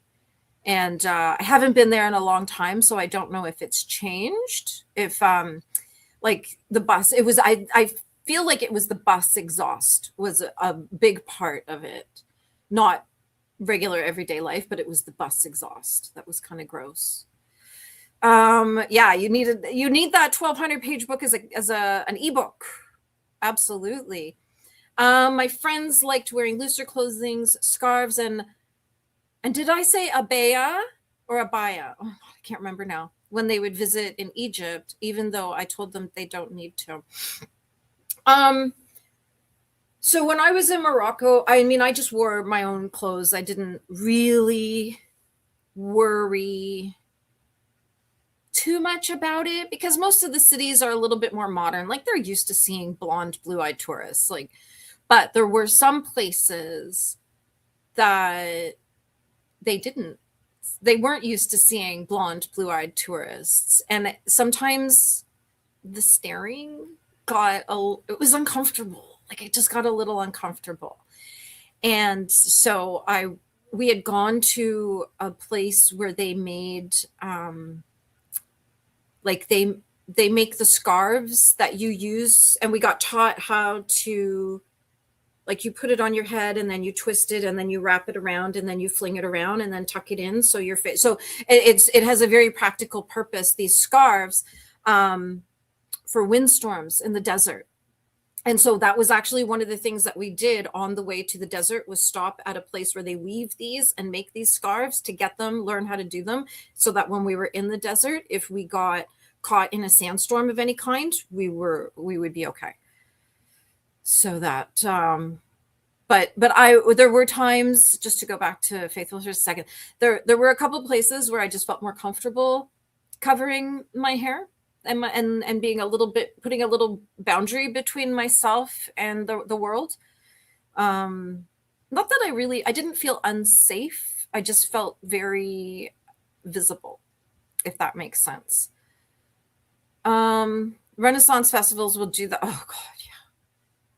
Oh my gosh. Yes. I've gone to Ren fairs, and you know, when you like, you go to like McDonald's or, you know, Tim Hortons or Starbucks on your way home, and you're washing your hands and the sink is like black from the dirt coming off you. Yeah. Yeah. Ren fairs are very dirty places, but they're built in fields. Like they're not concrete streets and stuff. They're fields. And, you know, even if I do a farm wedding, I usually have to wash a lot of things after a farm wedding, just because it's dusty, it's dirty. You're walking through the fields, you're walking through the grass, you're walking through the dirt. You know, the shoes need a good polish afterwards. New York City is very dirty too. It's just, there's just so much exhaust. That's all. Abaya. Okay. Thank you. See, I like phonetics. Abaya. Nice. Okay, so I have a situation where someone I know got called out for wearing like a crochet or knit skull cap, and I can't remember what it's called. Hold on, I'm gonna pull it up. I did actually write some notes about it because it could turn into a lawsuit. Not for me, but for the organization. A takia or a kufi. I haven't asked him what it was, if it was a kufi or a takia. Is that, did I say that right? Takia. I think that's how you say it. And so I had to learn all about that because somebody called him out in a public meeting for wearing it and saying that it was disrespectful to be wearing something on his head while in this building in this meeting. And I was like, okay, Alicia, take care. I'll be here till 4:00 EST or 5:00. So it like, I'm like, this is a human rights violation. And so in order to protect this organization from a lawsuit, I've had to learn all about it. I actually had to like Google it and learn. And then I went back to this man and I asked him, like, why are you wearing this? Like, what's going on? Talk to me. So I sort of got all the information I needed to protect this organization from a lawsuit. Because unfortunately, when he got called out for wearing it and someone demanded he take it off, he was filming. That moment was filmed. So yeah, good times. So, and it's interesting how it all played out, but it was like the skull cap, and so since I've got it pulled it up here, I'll just read it. A takia, I think that's the right word, is the Arabic word for the rounded skull cap worn by Muslim men. And a kufi, I believe that's how it's pronounced, is in West Africa and many Black Muslim communities that it's called a kufi, but it's basically the same thing, the same idea. So that's yeah, that's what I'm dealing with right now when I'm not knitting and reading and doing all that stuff. So it's called an abaya. There we go. Beautiful. Thank you. We usually go to New York City 2 or 3 times a year. I love New York, though I don't know that I'm going to be going for the next little while. I don't know. It feels like things are kind of going downhill. So Alicia's gone to get her kids. So yeah, we'll be back. We'll still be here when she gets back. A beanie. It's called a takia or a kufi. That won't be good. No.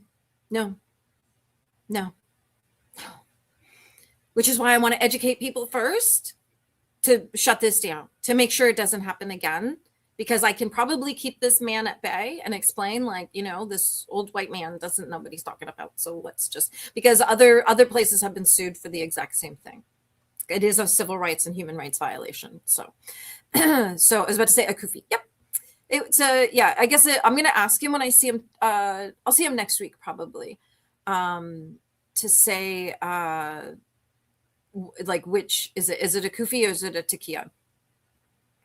Because I'm going to have to stand up in a meeting and shut down anyone who tries to bring it up, because yeah, Faithful saying, take care, Alicia. We'll still be here when Alicia comes back. So a kufi is so different to a full-on beanie, but yes.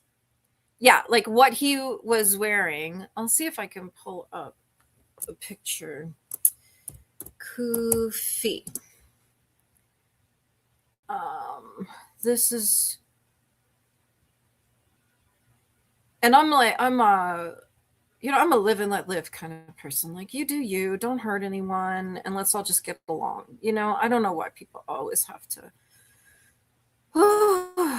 look for problems, find problems where they don't exist, and there we are. There. So that's what, that's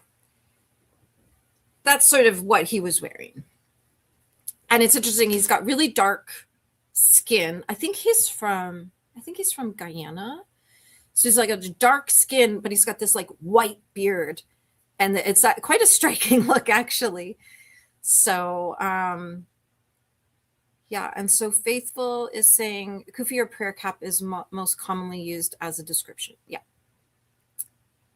But I thought, I Googled it. I did my research so I can stand up and say, you're gonna, let's get your full name for the lawsuit. You know what I'm saying? Like, yeah. Anyway, so stalkers. Let's talk about stalkers. So there was an incident in a whole other community, and it was interesting because as I was saying, oh, Faithful's saying she crocheted one of those, took ages. Oh, interesting. I guess you could custom size it. Is that how you do it? I don't know anything about crochet to know how to custom size it. Yeah. And Anne is saying, I loved searching used bookstores when we went in January for my birthday and came home with 41 books. There's one bookstore with a hardback bookstore. Oh, and that's in New York City? Like in Manhattan? Interesting. Okay, so there was an incident in another community, and it happened. So at Christmas time, I made the decision that my life in that community was going to slowly wind down, and I was just going to exit myself from it. I was kind of bored with it. I didn't want to do it anymore. There's a YouTube channel. There was a Facebook page, website, blah, blah, blah, blah, blah. So I was, just kind of winding things down, whatever. And then there was an incident the other day where I was like, I am done. But it's interesting that whenever I am exiting something, whether it be like I just don't want to hang out with a group of people anymore, or I want to leave an organization or anything like that, usually all hell breaks loose. it's always it's such a good like validation for me that I made the right decision. So when I wanted to leave the wedding industry and it was about the middle of 2024, and I thought, I think I'm done with weddings. I'm done. I gave it 6 good years, hundreds and hundreds and hundreds of weddings. And I just wanted to focus more on funerals and other things. And once I made that decision, my brides went psycho. Like, this was such validation for me that, yeah, you've made the right decision to get out of this industry. I stuck around in the industry about 2 years longer than most people do. So I gave it a good run there.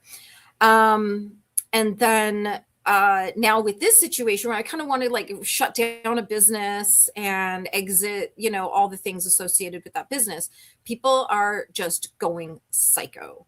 And this is how you have a stalker. So I had my personal Facebook page, but then I had a Facebook page for the business. And people followed me there. I have some of my friends over there, like people that I've kind of become friendly with through my business. They're over there, yada, yada, yada. And so I was like, okay, I'm going to shut this page down because I knew there was somebody really trying to dig into me. Like, first, I have no idea. I'm so boring. I don't even understand why. So I shut down. I unfriended everybody on that page. So to disconnect them from me, to protect them in the situation where I knew somebody was up to something. And so I unfriended everybody there. And then the people that I stayed friendly with over the years, I sent them all a message and let them know, hey, don't be surprised to see you've been unfriended. There's, I'm closing down this page, but I'm keeping the messenger open so we can still stay in contact. And those people I still talk to almost every day. And so this guy, whatever day it was, Saturday, I think. So there's a guy that had followed me there. He had followed my business, followed my YouTube channel, and also had bought tickets to some events. So I was hosting some workshops and seminars and things like that. And so he bought a ticket in June for an event in June. So this is how long it's been. And he bought a ticket. It was a live Zoom event, no recording. And everybody knew there'd be no recording because it was kind of one of those pop-up things. And he bought the ticket almost with no time to spare. So say if the deadline was like 6:00 on Wednesday, he bought it at like 5:45 on Wednesday. So right before the deadline, the cutoff deadline for buying tickets. So he bought his ticket right at the last minute and then did not show up to the Zoom call. I always tell people show up about 10 minutes early to make sure your tech is working, because I've had it happen myself where I get on Zoom and then suddenly my laptop needs to update. So I always say, like, just come in early. You won't bother me. I have a waiting room. And so everybody did. So I saw everyone was there. So I just started the call early. We're just chatting. And I said, we'll wait for this guy. We're missing one person. We'll wait for him. We waited about 10 minutes after the start time, and he still didn't show up. So I was like, okay, we're just going to go ahead and have the workshop, and then you can get on with your day, because I didn't want to like adjust my schedule for the rest of the day just because someone didn't show up. So anyway, blah, blah, blah, blah, blah, do the whole thing, give everybody their free gifts, all their surprise bonuses, yada, yada, yada, and send them off on their way. And later that day, I got a message from this guy, and he said, yeah, he didn't set an alarm, so he didn't show up. And because he's paid me, that for my karma, first of all, he doesn't know what karma is, but for my karma, I can do more work for him. So I just ignored his message, because I was like, first of all, you paid a ticket. You bought a ticket to something that you chose not to show up to. Elton John wouldn't refund you either. So there we go. The second thing for me, he didn't know what karma is. He sits there talking also, he's like, he thinks he's very spiritual, but then he is saying for my karma. And I'm like, I don't think you know what karma is, number one. And then making demands. Like, he chose not to go to the event he bought a ticket to, and then thinks that I need to make it up to him. So yeah, anyway, so I haven't heard from this guy since that message in June. And when I was unfriending everybody and closing down that page at the weekend, he sent me the nastiest, dirtiest, filthiest, most disgusting message. And I was like, isn't it interesting that within an hour of me unfriending him, I get this message? So who notices when someone unfriends you on Facebook? Like, I don't keep track. I don't keep track of who I'm friends with on Facebook. I don't, you know what I mean? I don't check in every day to make sure everyone I was friends with yesterday is still there. I don't care. And maybe that's a big part of the problem, is I don't care. If you don't want to be friends with me, don't be friends with me. I'm good, right? And so it was just sort of weird that I was like, weird. I was scared. It was scary to get a message like that. It's so quickly. Like, I could imagine if a few weeks went by and he was like, hey, did you unfriend me? And then I would have explained the situation. And Faith was saying, yeah, I would never know whose friends are unfriended. Yeah, I don't know. If you don't talk to me, you know how to get me to stop talking to you? Stop talking to me. It's that simple. You know what I mean? Like if you don't speak to me for years, I won't speak to you for years. No hard feelings. We just don't remember who you are anymore. So yeah. Lola's saying he sounds like a winner. He's not. He's terminally single and unemployed. And he posts on Facebook like he's some big philosopher or something. And I'm just like, wow, less time thinking and more time doing. Just get out there, go rake some leaves, go shovel some snow, go mow a lawn, walk someone's dog, do something productive, and not just be like navel gazing. There we go. Anyway, so it was kind of scary. That's how you know you have a stalker, is if they notice immediately that you have removed them or unfriended them. Right? So he sends me this. I showed the message to Lola, and so when I replied to him, oh, he's single. Yeah. What a surprise. When I replied to him, all I said was, feel better? And so when I sent the screenshot of it to Lola, and then she's like, does he feel better? And then she's like, oh, I didn't even notice that. That's what you asked him. And I was like, yep. So that's how you know you have a stalker.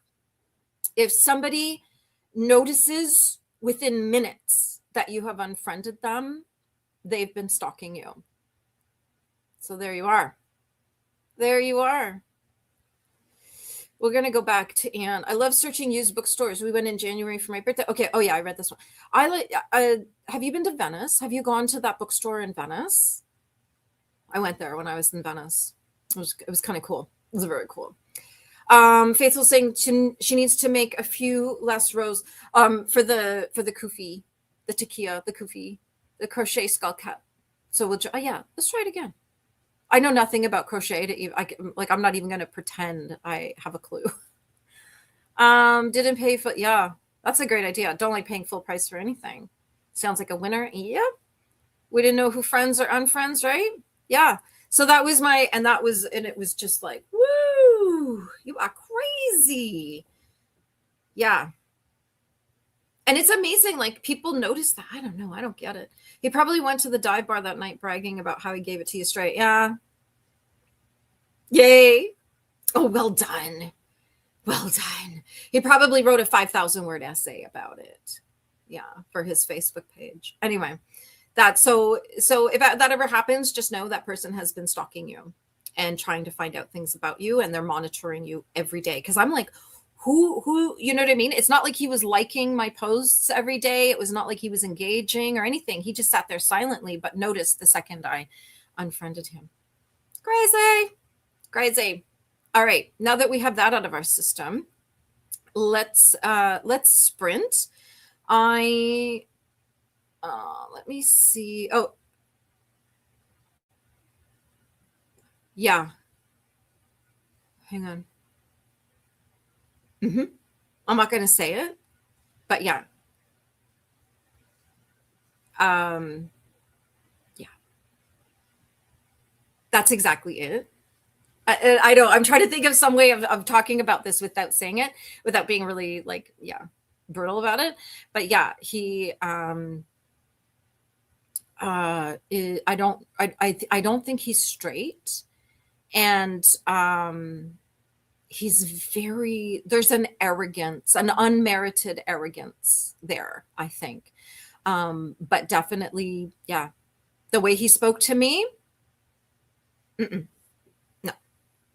no bueno, not cool. And now that you say that, I'm like, yeah, that's exactly it. Yeah. Right? To all the people who have no idea.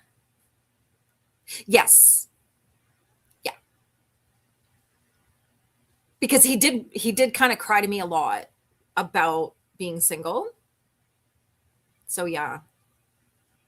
Now that you say that, I think you nailed it. Thank you. Thank you, Faithful.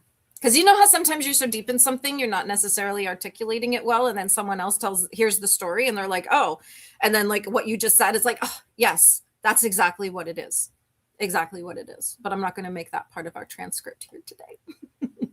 So yeah. Yep. On the last sprint, so we've got the poster done, and I got it laid out so that I can send it off to the printer now. Got my son's competition signed up. I just signed him up for the March one that was left. So he's got a workshop. He's got a university open house, a workshop, a piping workshop, and then a contest, and then another contest. So we're actually going up to Ottawa at the end of the month. So he can compete. He won the contest in Ottawa last year, so he's heading up there to defend his title. And he's all 17 years of him. I got my journals done. I updated my day book and popped it into my bag to go to the meeting tonight. My reading journal was already updated because I'm still reading the same book. I'm not the person who reads 200 books a year. Like a couple books a month for me, because I'm doing so many other things.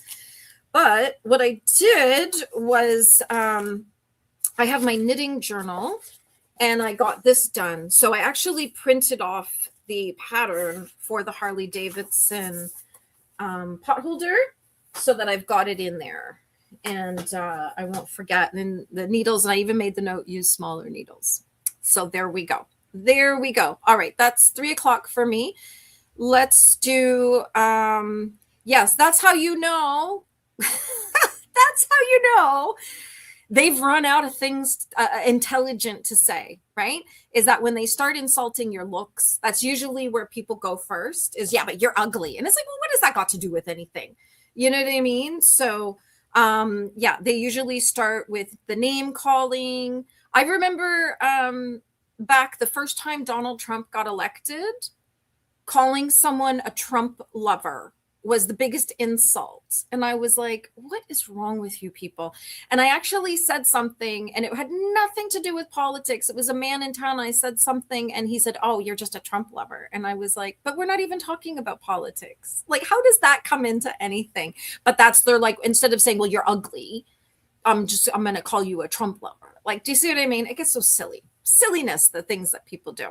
Anyway, that's 3 o'clock. Let's sprint for an hour. Let's see if I can plow through more of my list here because I did get a whole bunch of stuff done. Passports, my son's Canadian passport expires at the end of this year, so I've made a note to deal with that in September.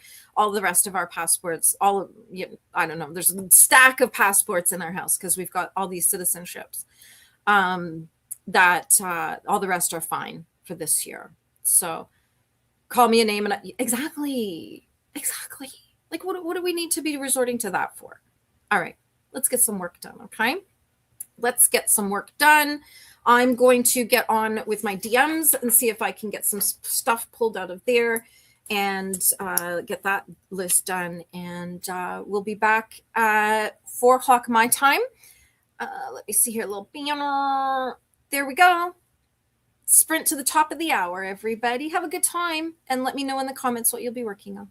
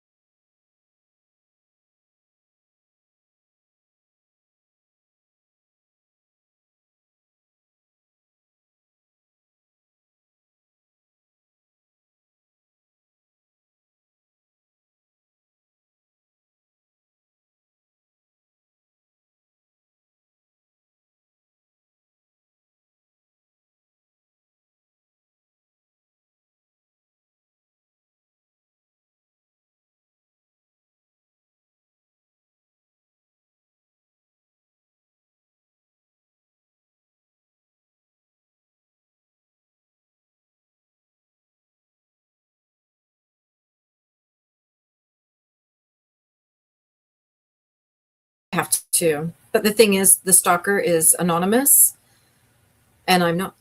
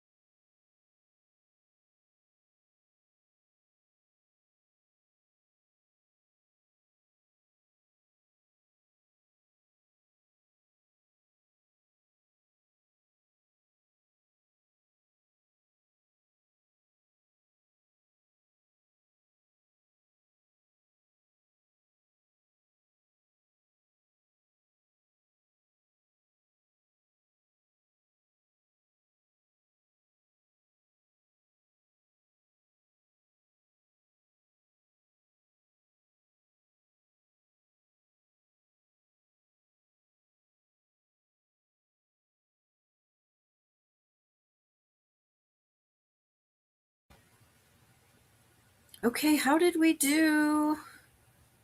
I feel like these sprints are flying by. Where were we yesterday with the day before? And we were like, how did that sprint go fast? Like it just flew by. So anyway, I don't know where the time just went. I went through my DMs, pulled a few videos. Because when you see a video and you're like, oh, I really want the transcript. And so I found a website that I think you can do it a couple times a day, and it will give you the transcript, a Word document of the transcript of a Facebook video. So that saved typing it all out while they were speaking. I think I got 3 out of it before it said, okay, you're going to need to like make an account. And I was like, okay, well, I can just come back tomorrow. No problem. So got that done, crossed it off my list. And I was sitting here reading Next of Kin by Kia Abdullah, a book that is irritating me, by the way. It is,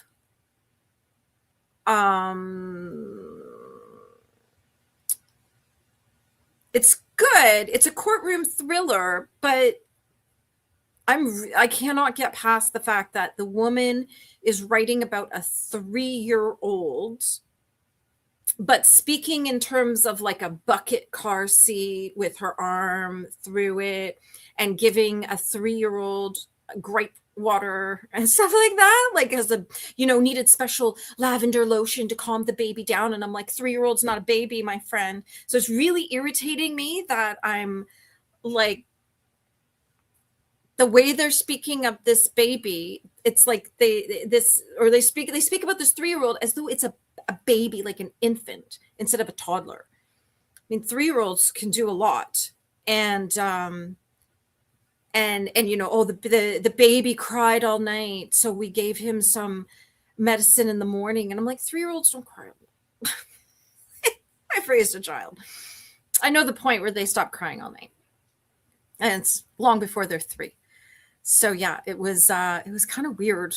It's like, it's tripping me up because it's taking me out of the story every time they're in the courtroom talking about this child. And I'm like, this is not real. This is like, just don't write about things you don't know about, So Alicia is back from getting the kiddo, signing agendas and getting sex. Oh, I remember when my son had agendas and I was like, I don't get it. Like, nothing ever went in them. There was never any, like, he just carried this blank book back and forth for years. It's like, I don't get it. Because nothing ever went in them. And I stopped looking after about 6 months. I was like, no one writes anything in this. So we didn't even bother. And getting snacks. Alicia, I was thinking about you when we were on this sprint. When are you doing another sprint? And we'll make sure. When are you sprinting next? I'm looking on the list here.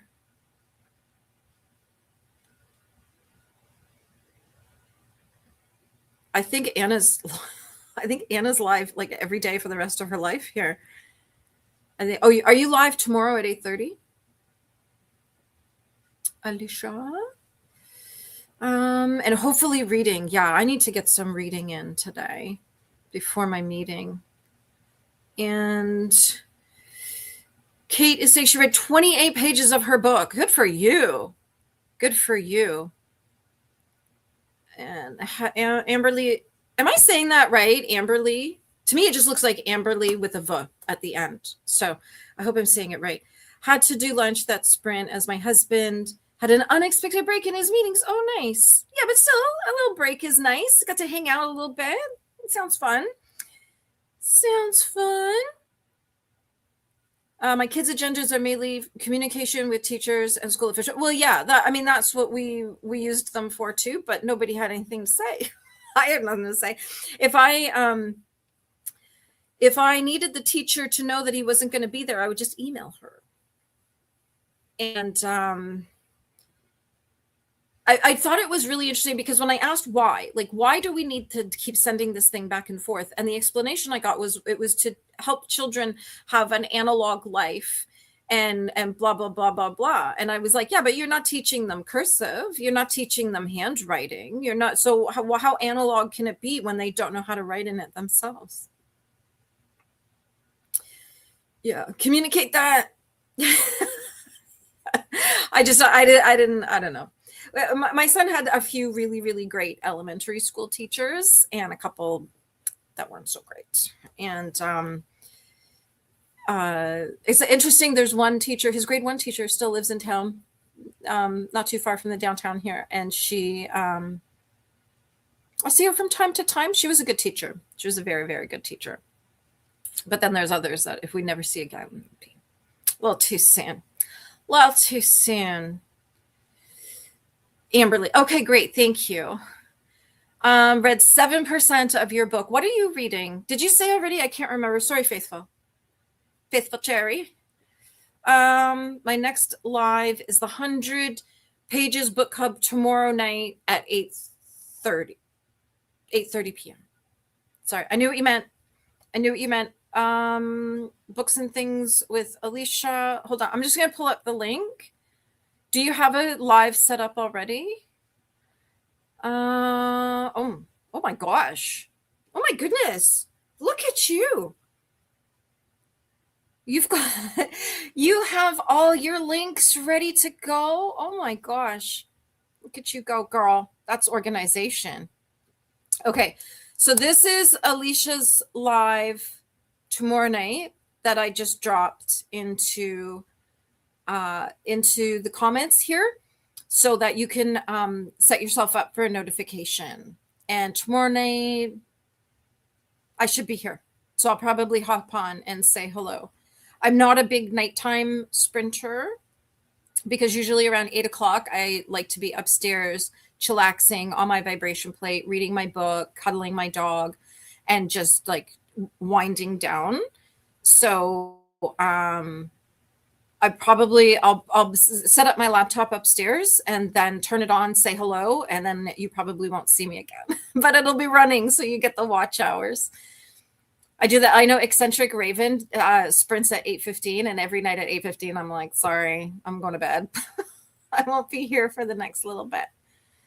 So we'll make sure you get some watchers in there. And Faithful saying, all mine, an urban nanny romance. Ooh, that sounds interesting. I need to set up my sprints too. I usually try to 1 month at a time. Yeah, I should too. I'm going to do two sessions next week, Tuesday as always, and I'm going to do Thursday as well. So probably tomorrow. Always my Wednesday schedule is to set up my next live. So I'll do both of them for next week tomorrow. Tuesday will be exactly like always. Just like this, like we did today. Thursday, we're going to do a knit along. And I'm going to show everybody how to knit my version of the Sophie scarf. I just made up my own pattern. Really is what I did. I think it's pretty close, but I just kind of made it up. I wanted to knit one last year but I was like on the road. And so I just kind of had to make it up because I couldn't follow along. So I just made it up. So what I'm going to do is we're going to cast on next Thursday. So 9 days from now, we're going to cast on and knit for a few hours, knit the first half, or it depends on how long you want it to be. And I'll explain all of that when we're live next week doing it. So next Thursday is going to be very specifically teaching you how to knit the Sophie scarf and then sprints for sitting there knitting it. If you don't want to do that, but you still want to hang out, bring your book, bring your laundry, bring your work, whatever it is you want to do.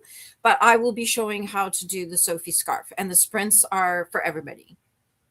Just don't mind that in between, we may be talking about the knitting part.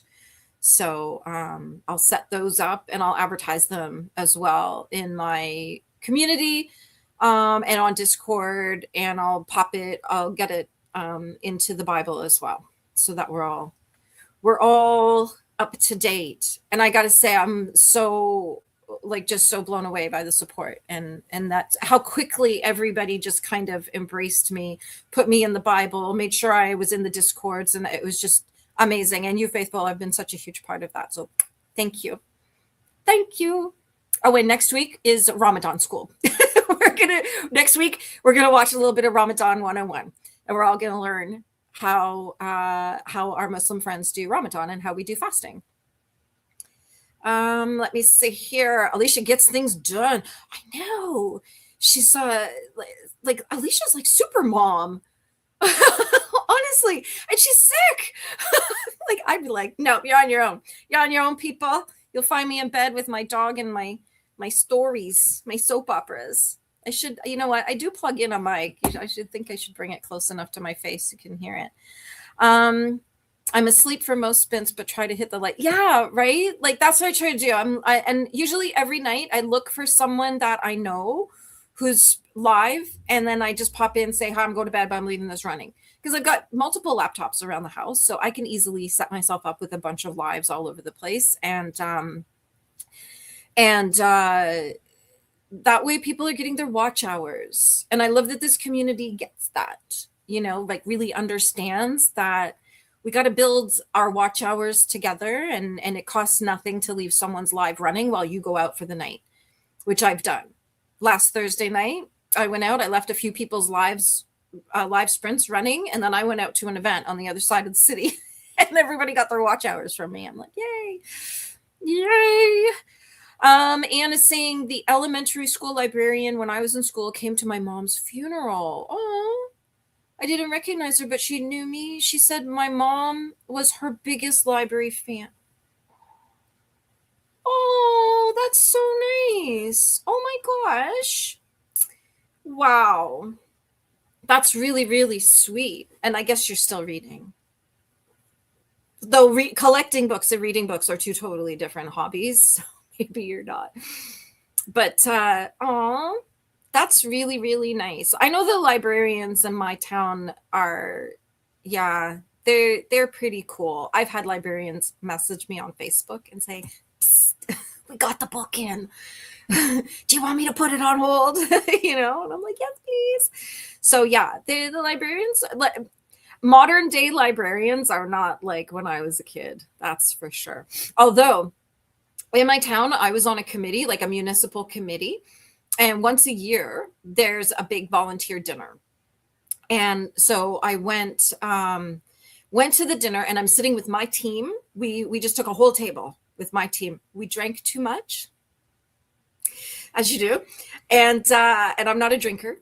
So good times. And we were just having a laugh. Oh my God, we were having the best time. And at one point, the table next to us turned around and shushed us. And that just set us off even more, because that was the library board that shushed us. We're an awards committee. We're loud and proud. And we got shushed by the library board, which just set us off even more. Like they thought they'd get us under control. No. Nope. So that was yeah, good times. Librarians. They're fun. But that was really, really sweet of your school librarian to come. And because libraries are awesome places. I happen to live in a place that has a Carnegie library, which is really, really such a special, incredible thing that we have a Carnegie library. And what's wild is that I was talking to one of our librarians, and I said, I think it's so wonderful that we have a Carnegie library right here in town. And she's like, what? And I'm like, you don't know what a Carnegie library is? She didn't know. She had no idea. So I had to literally give her a presentation on what's important about a Carnegie library. So yeah, I don't know. That sounds lovely. What time? I'm usually with Paula and Dee Dee for Maker's Quest on Thursday. We can chat. I can work around you. I have a meeting at night, but I can work around you. Absolutely. If hang on, let me look at the Bible.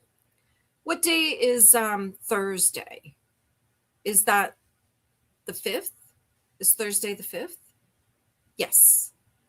What time do you do Maker's Quest? It's not, I'm not even seeing it in here yet.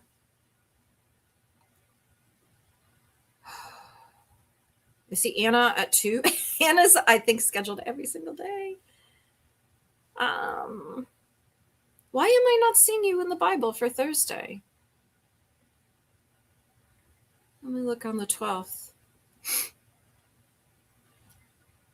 I'm not seeing you here. Anyway, we can talk.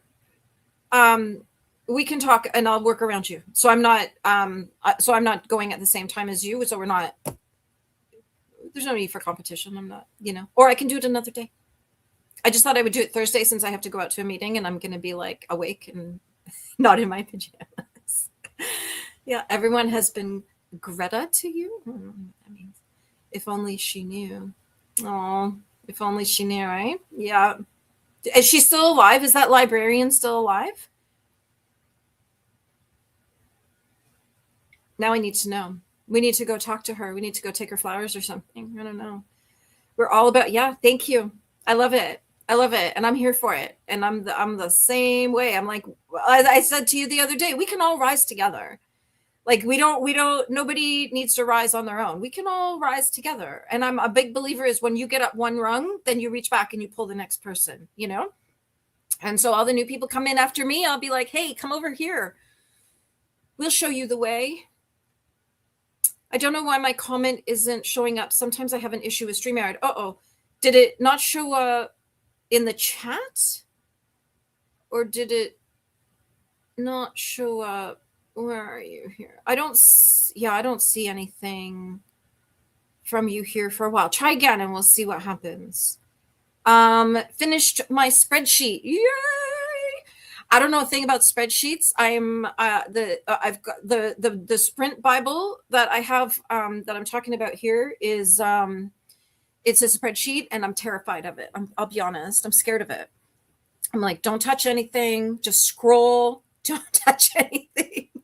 Like, I don't know, like, are the state secrets attached to it? We could collapse the world. I don't know. It scares me. I'm not a spreadsheet person. I'm a hardcore PowerPoint person though. That for sure. But I'm not a spreadsheet person. Yay. Yay. Got the spreadsheet done. Woohoo. Librarian. Yeah, I like the library. Although the head librarian at my library.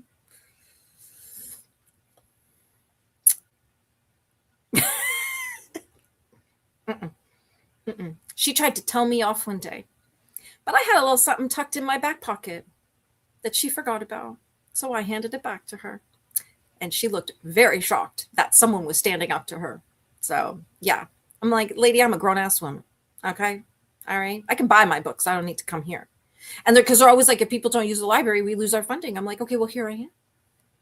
Mm-hmm. So don't try to kick me out for simply existing. Yeah. Yeah. This woman's really...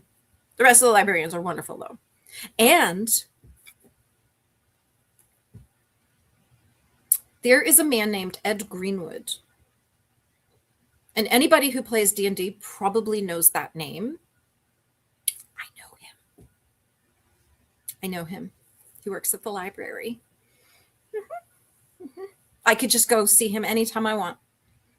And it's so crazy. Like my son, he was at a party that we were at last year. And so I took a picture of my son with him and posted it on my son's Instagram. And the number of people who were out of their minds that my son met this man. I was like, met him. We know him. Yeah. Ed Greenwood. Funny guy. Hilarious. And he's the stories. Oh my gosh. But he's a librarian and a writer. Emily's saying, love librarians. Library is my happy place. Very sweet. And my mom took me to the public library on Saturday mornings growing up. The librarian would put new books up for me. Oh, when I was little, I'm going to see if I can find a picture. Because my granda every Saturday morning would take me to the library. And I loved that place. And I'm going to see if I can find a picture of it because it's all new now. Oh, here it is. Oh my gosh. Oh, Memories. All right, I'm just pulling it up here, saving it. We'll pop it into my StreamYard. And just like we just had somebody say my comment didn't come up, just say, like, if I miss your comment, just say, because sometimes, like, think the chat moves really fast sometimes, and I'm old. Let's see. There we go. That was the library that my granddad would take me to on Saturday mornings. That's, woo, memories. That's some hardcore memories, right? Yeah. Aw. That was when I was little, when we had just come to Canada. I think, like, I was itty bitty. So I have that same kind of memory. And they had toys, like they had all the Fisher Price toys. And I remember they had the airplane Fisher Price, and I used to love playing with that. Loved that. School libraries are becoming so rare in school now. Yeah, there's not enough funding to staff them, so they tend to stay empty. Yeah, I don't even know if my son's school has a library. When I was in high school, we did. And it was a huge library. It was awesome because upstairs was all tables for studying, and then the downstairs was all couches and chairs. So we would hang out. Like, that was our hangout place, was the library. And I remember, I would pick out books. Paul Zindel was a big one for me when I was a teenager. Let's see, we'll pull up, see some of his Man in the Moon marigolds, the effect of gamma rays on Man in the Moon marigolds, I think was the name. And then he had one, I'll have to think of what the name of it is, but it was the author that he co-wrote a book with, her name is Crescent Dragon Wagon. You'll never forget that name. 40 years later, I still remember Crescent Dragon Wagon. So yeah, and that was a library book from the school that I read sitting in the library, and it's just stuck with me all of this time in my life. The library was such a special time, and a special place for teenagers back in the 80s, the school library. Okay, Paula starts at 8 till 2. And then then Dee Dee starts at 2. Well, y'all are sucking up the whole day. All right. Maybe I'll do the knitting thing on another day. I don't want to, because I want to be on Dee Dee's and Paula's. I got humbled hard on that quiz on Paula's last week and yesterday. I died the first round of the quiz yesterday. I was like, holy smokes. And I usually do pretty good. Okay, so that's Thursday. All right, I'm going to pick another day. I'll talk to you on the Discord, and I'm going to pick another day. I don't want to be conflicting. So you're just Sundays. Okay. Yeah, I don't want to be conflicting with their channels. So, because mine is not just, let's just hang out. I'd be like actually like teaching. All right, we'll figure it out. My father was abusive. Books were my escape. Both of my parents were very abusive. So I understand that. I understand that books are a refuge. I read a lot of books when I was a child. And the 60s and 70s had a lot of books about like downtrodden children. So it was kind of like an escape, but escape with people I could relate to. And, like Gilly Hopkins and people like that. Yeah, I used to really love Trixie Belden, but I read voraciously as a child, and it was escape. And now my mind, like I'm a daydreamer. I'm lost in my head all the time, which is why I'm totally fine being on my own, because I got a lot of company up here. Like, I got adventures waiting for me in my brain. I can't be, but yeah, I totally get that. Having abusive parents tends to often make for good readers and people who are looking for ways to escape. Mm, it's not about clashing it. Yeah, but I don't want people to feel like they have to like spread themselves out all over the place. I don't know. I'll talk. I'll figure it out. We'll figure it out. But for Tuesday, for sure. Always Tuesday at 11 a.m. EST, 4 p.m. GMT.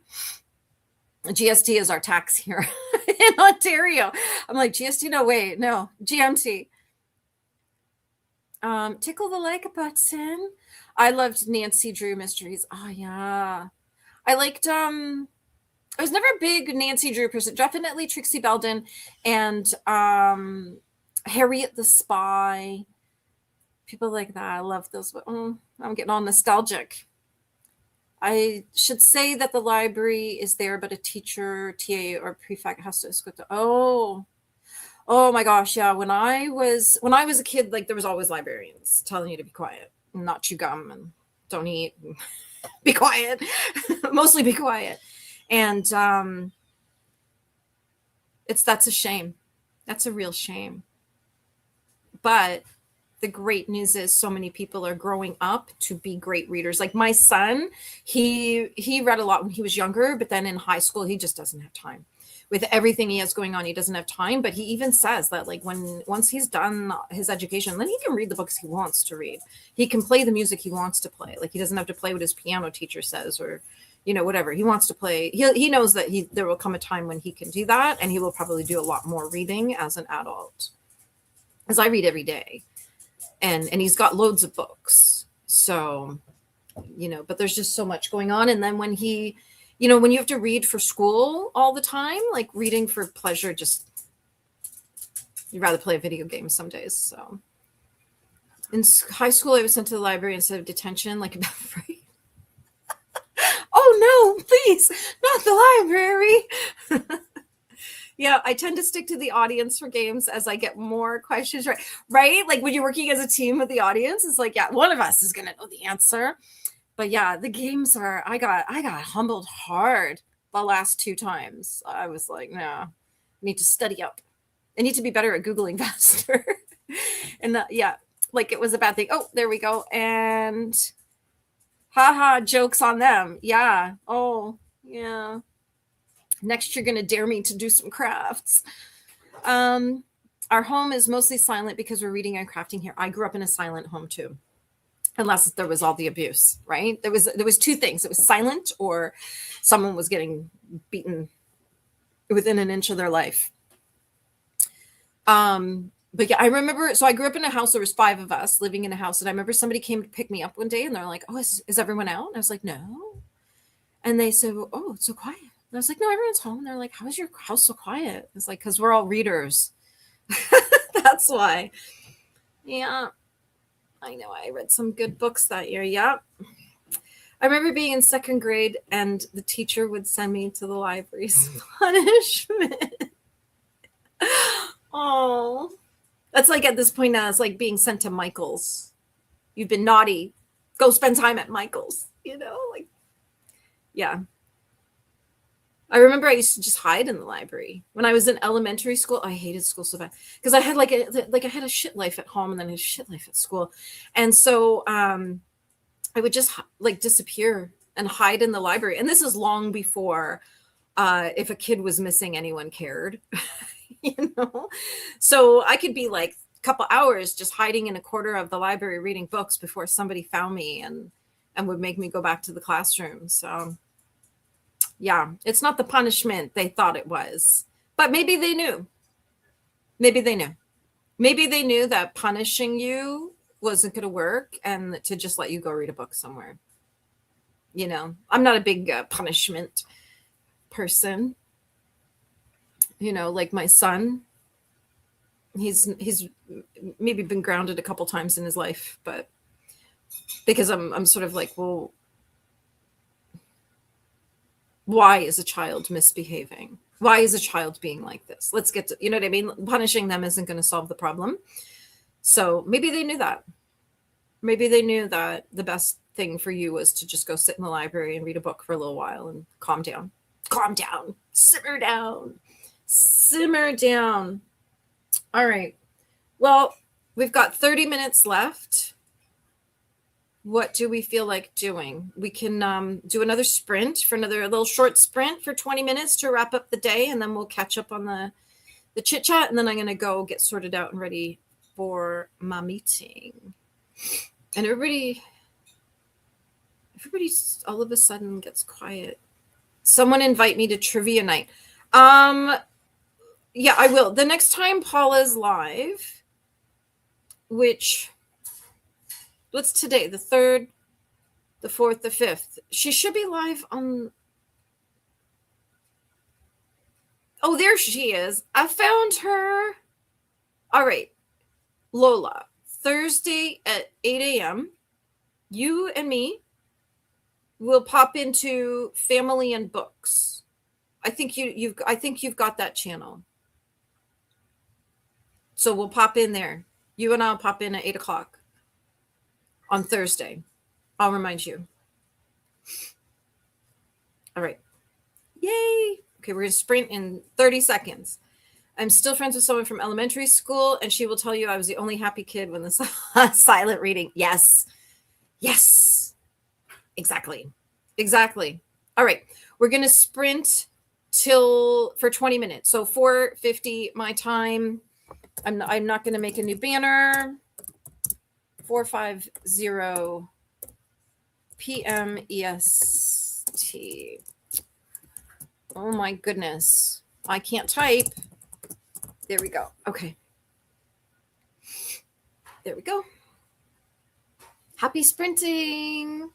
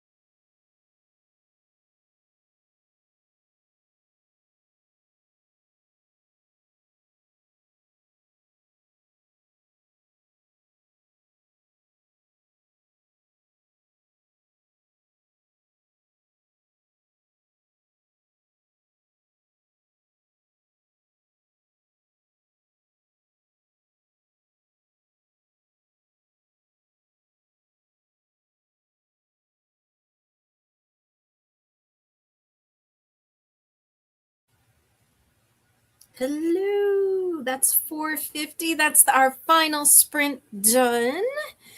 Whew. So we'll chitty chat for the last little bit. And we left off with Anne saying, I'm still friends with someone from elementary school, and she will tell you that I was the only happy kid when the teacher said silent reading. Yeah, me too. Me too. Lola's saying she won't be here at 8 o'clock on Thursday morning. That's okay. I will be. I'll send you a message anyway and remind you. Our daughter is a debater. Is that what you mean? Last year before Thanksgiving, she said we shouldn't celebrate Thanksgiving. She had this well-researched presentation as to why not. She was only 14. You can't argue. Listen, these kids today are smart. Well, not all. Actually, no. The ones who have good parents, the ones that really are smart, are very smart. You know, the ones who've been given the opportunity to work on that and expand on that. They're so smart. They're so clever. It's amazing. Amazing. Roxy, there you are. How are you? Are you live today? Are you live tonight? I don't know. I'm so lost. I have to go out tonight, so unfortunately I won't be. Oh, you've been live already. Are you live right now? Here I am, I don't know what's going on. I have no idea what we're doing. Are you live right now, Roxy? Because if we are, I'm going to drop the link so that when I'm everyone can hop over there. And we'll see. Oh, you are live. Okay, I see you on my list. All right, we're going to drop Roxy here. Sorry, I've been deep in my own work today. All right, there is Roxy's. She's live right now. So when we're done, hop over there. Roxy does a good show. She puts on a good live, that's for sure. And I just love her. I love her accent. I love her attitude. I love everything about Roxy. Amberly's saying, I timed that almost perfectly, finished my Tom's Crossing pages and weeded a small section of the backyard. Oh, very good. Very nice. Oh, where are you? Where are you? I still have tons of snow. So this will be a long time before I'm doing any gardening. It's very much spring here. Where is it spring? It's so early. Do you live in Europe? Is it? I know you don't live in Canada. Because we're lots of snow. Lots of snow. Oh, you're in California. And does it ever get okay, I was just going to say, do you ever get any kind of winter? No, not at all. Does it just get a little cooler? When I used to watch Real Housewives of Beverly Hills, they would go to bars and it would be January and they'd be outside, bundled up with a fire. And I'm surely it's not that cold. Really? But I guess cold to a Canadian is very different than cold to people from other places. So, yeah, when it's 2 degrees, we're not even wearing coats. So, yeah. Oh, there we go. And Faithful saying she chatted with Dee Dee and Christina and played a game this sprint. Nice. Good for you. I sometimes do that on sprints too, where I use my time to chat with my friends because I've got Lola, we chat all the time. And then Maria, who's Poseidon Siren, she's my other mod. She's not here today. She'll be doing her own thing. And sometimes we're just chatting, sending voice notes back and forth, catching up with each other and during the sprints. And doesn't always have to be working. Anne is saying that her daughter has learned when her debating skills are acceptable. Oh, yeah. She's on the debate team at school. We keep telling her she will be announced attorney. Is she going to be a lawyer? That'd be cool. Yes, when the debating skills are welcome and when they're not welcome. That's discretion. That's when you know you're an adult, right? Because my son is almost 18 and he's like, I'm an adult in April. I'm like, no, you're not. No, you're not. But yeah, that sort of growing up is knowing when to debate and when not to debate. And over Thanksgiving dinner, maybe not. Maybe not. After Thanksgiving dinner, a month before Thanksgiving dinner, but not at Thanksgiving dinner. You know what I mean? Because My father-in-law does that. And we are very, very, very different people. Very different. And he will bring up something that he knows we are miles apart on. And then he'll start asking stupid questions. And then I'm like, go home. Go home. Go home. So California it might hit freezing overnight a few times a year. Overnight last week was minus 35 here. so yeah, we do winter, full on winter. But sometimes I think, like, I went to Calgary in January and it was like 9 degrees while I was there. And oh my gosh, got spoiled coming back. All the women I know that went on this trip, when we came back and it was like minus 35 here, I think it was like minus 25 when we landed back in Toronto. And we afterwards, like the week after, we're like, why is it so cold? And actually going away actually made it harder because we got spoiled. We were walking around, no coats, no gloves, no, you know what I mean? We weren't all bundled up crying in our cars. Just, it was like beautiful spring weather. And then we came back to like minus 25 and it was really hard. I'm in the valley. Are you a valley girl? Like, oh my God, are you a valley girl? Do I know a real life valley girl? I would love that. I'm in the valley, so spring comes early. The trees are already blooming. We are months away from that. Or starting to leaf out. My cherry trees. Pictures, please. Pictures, please. Please.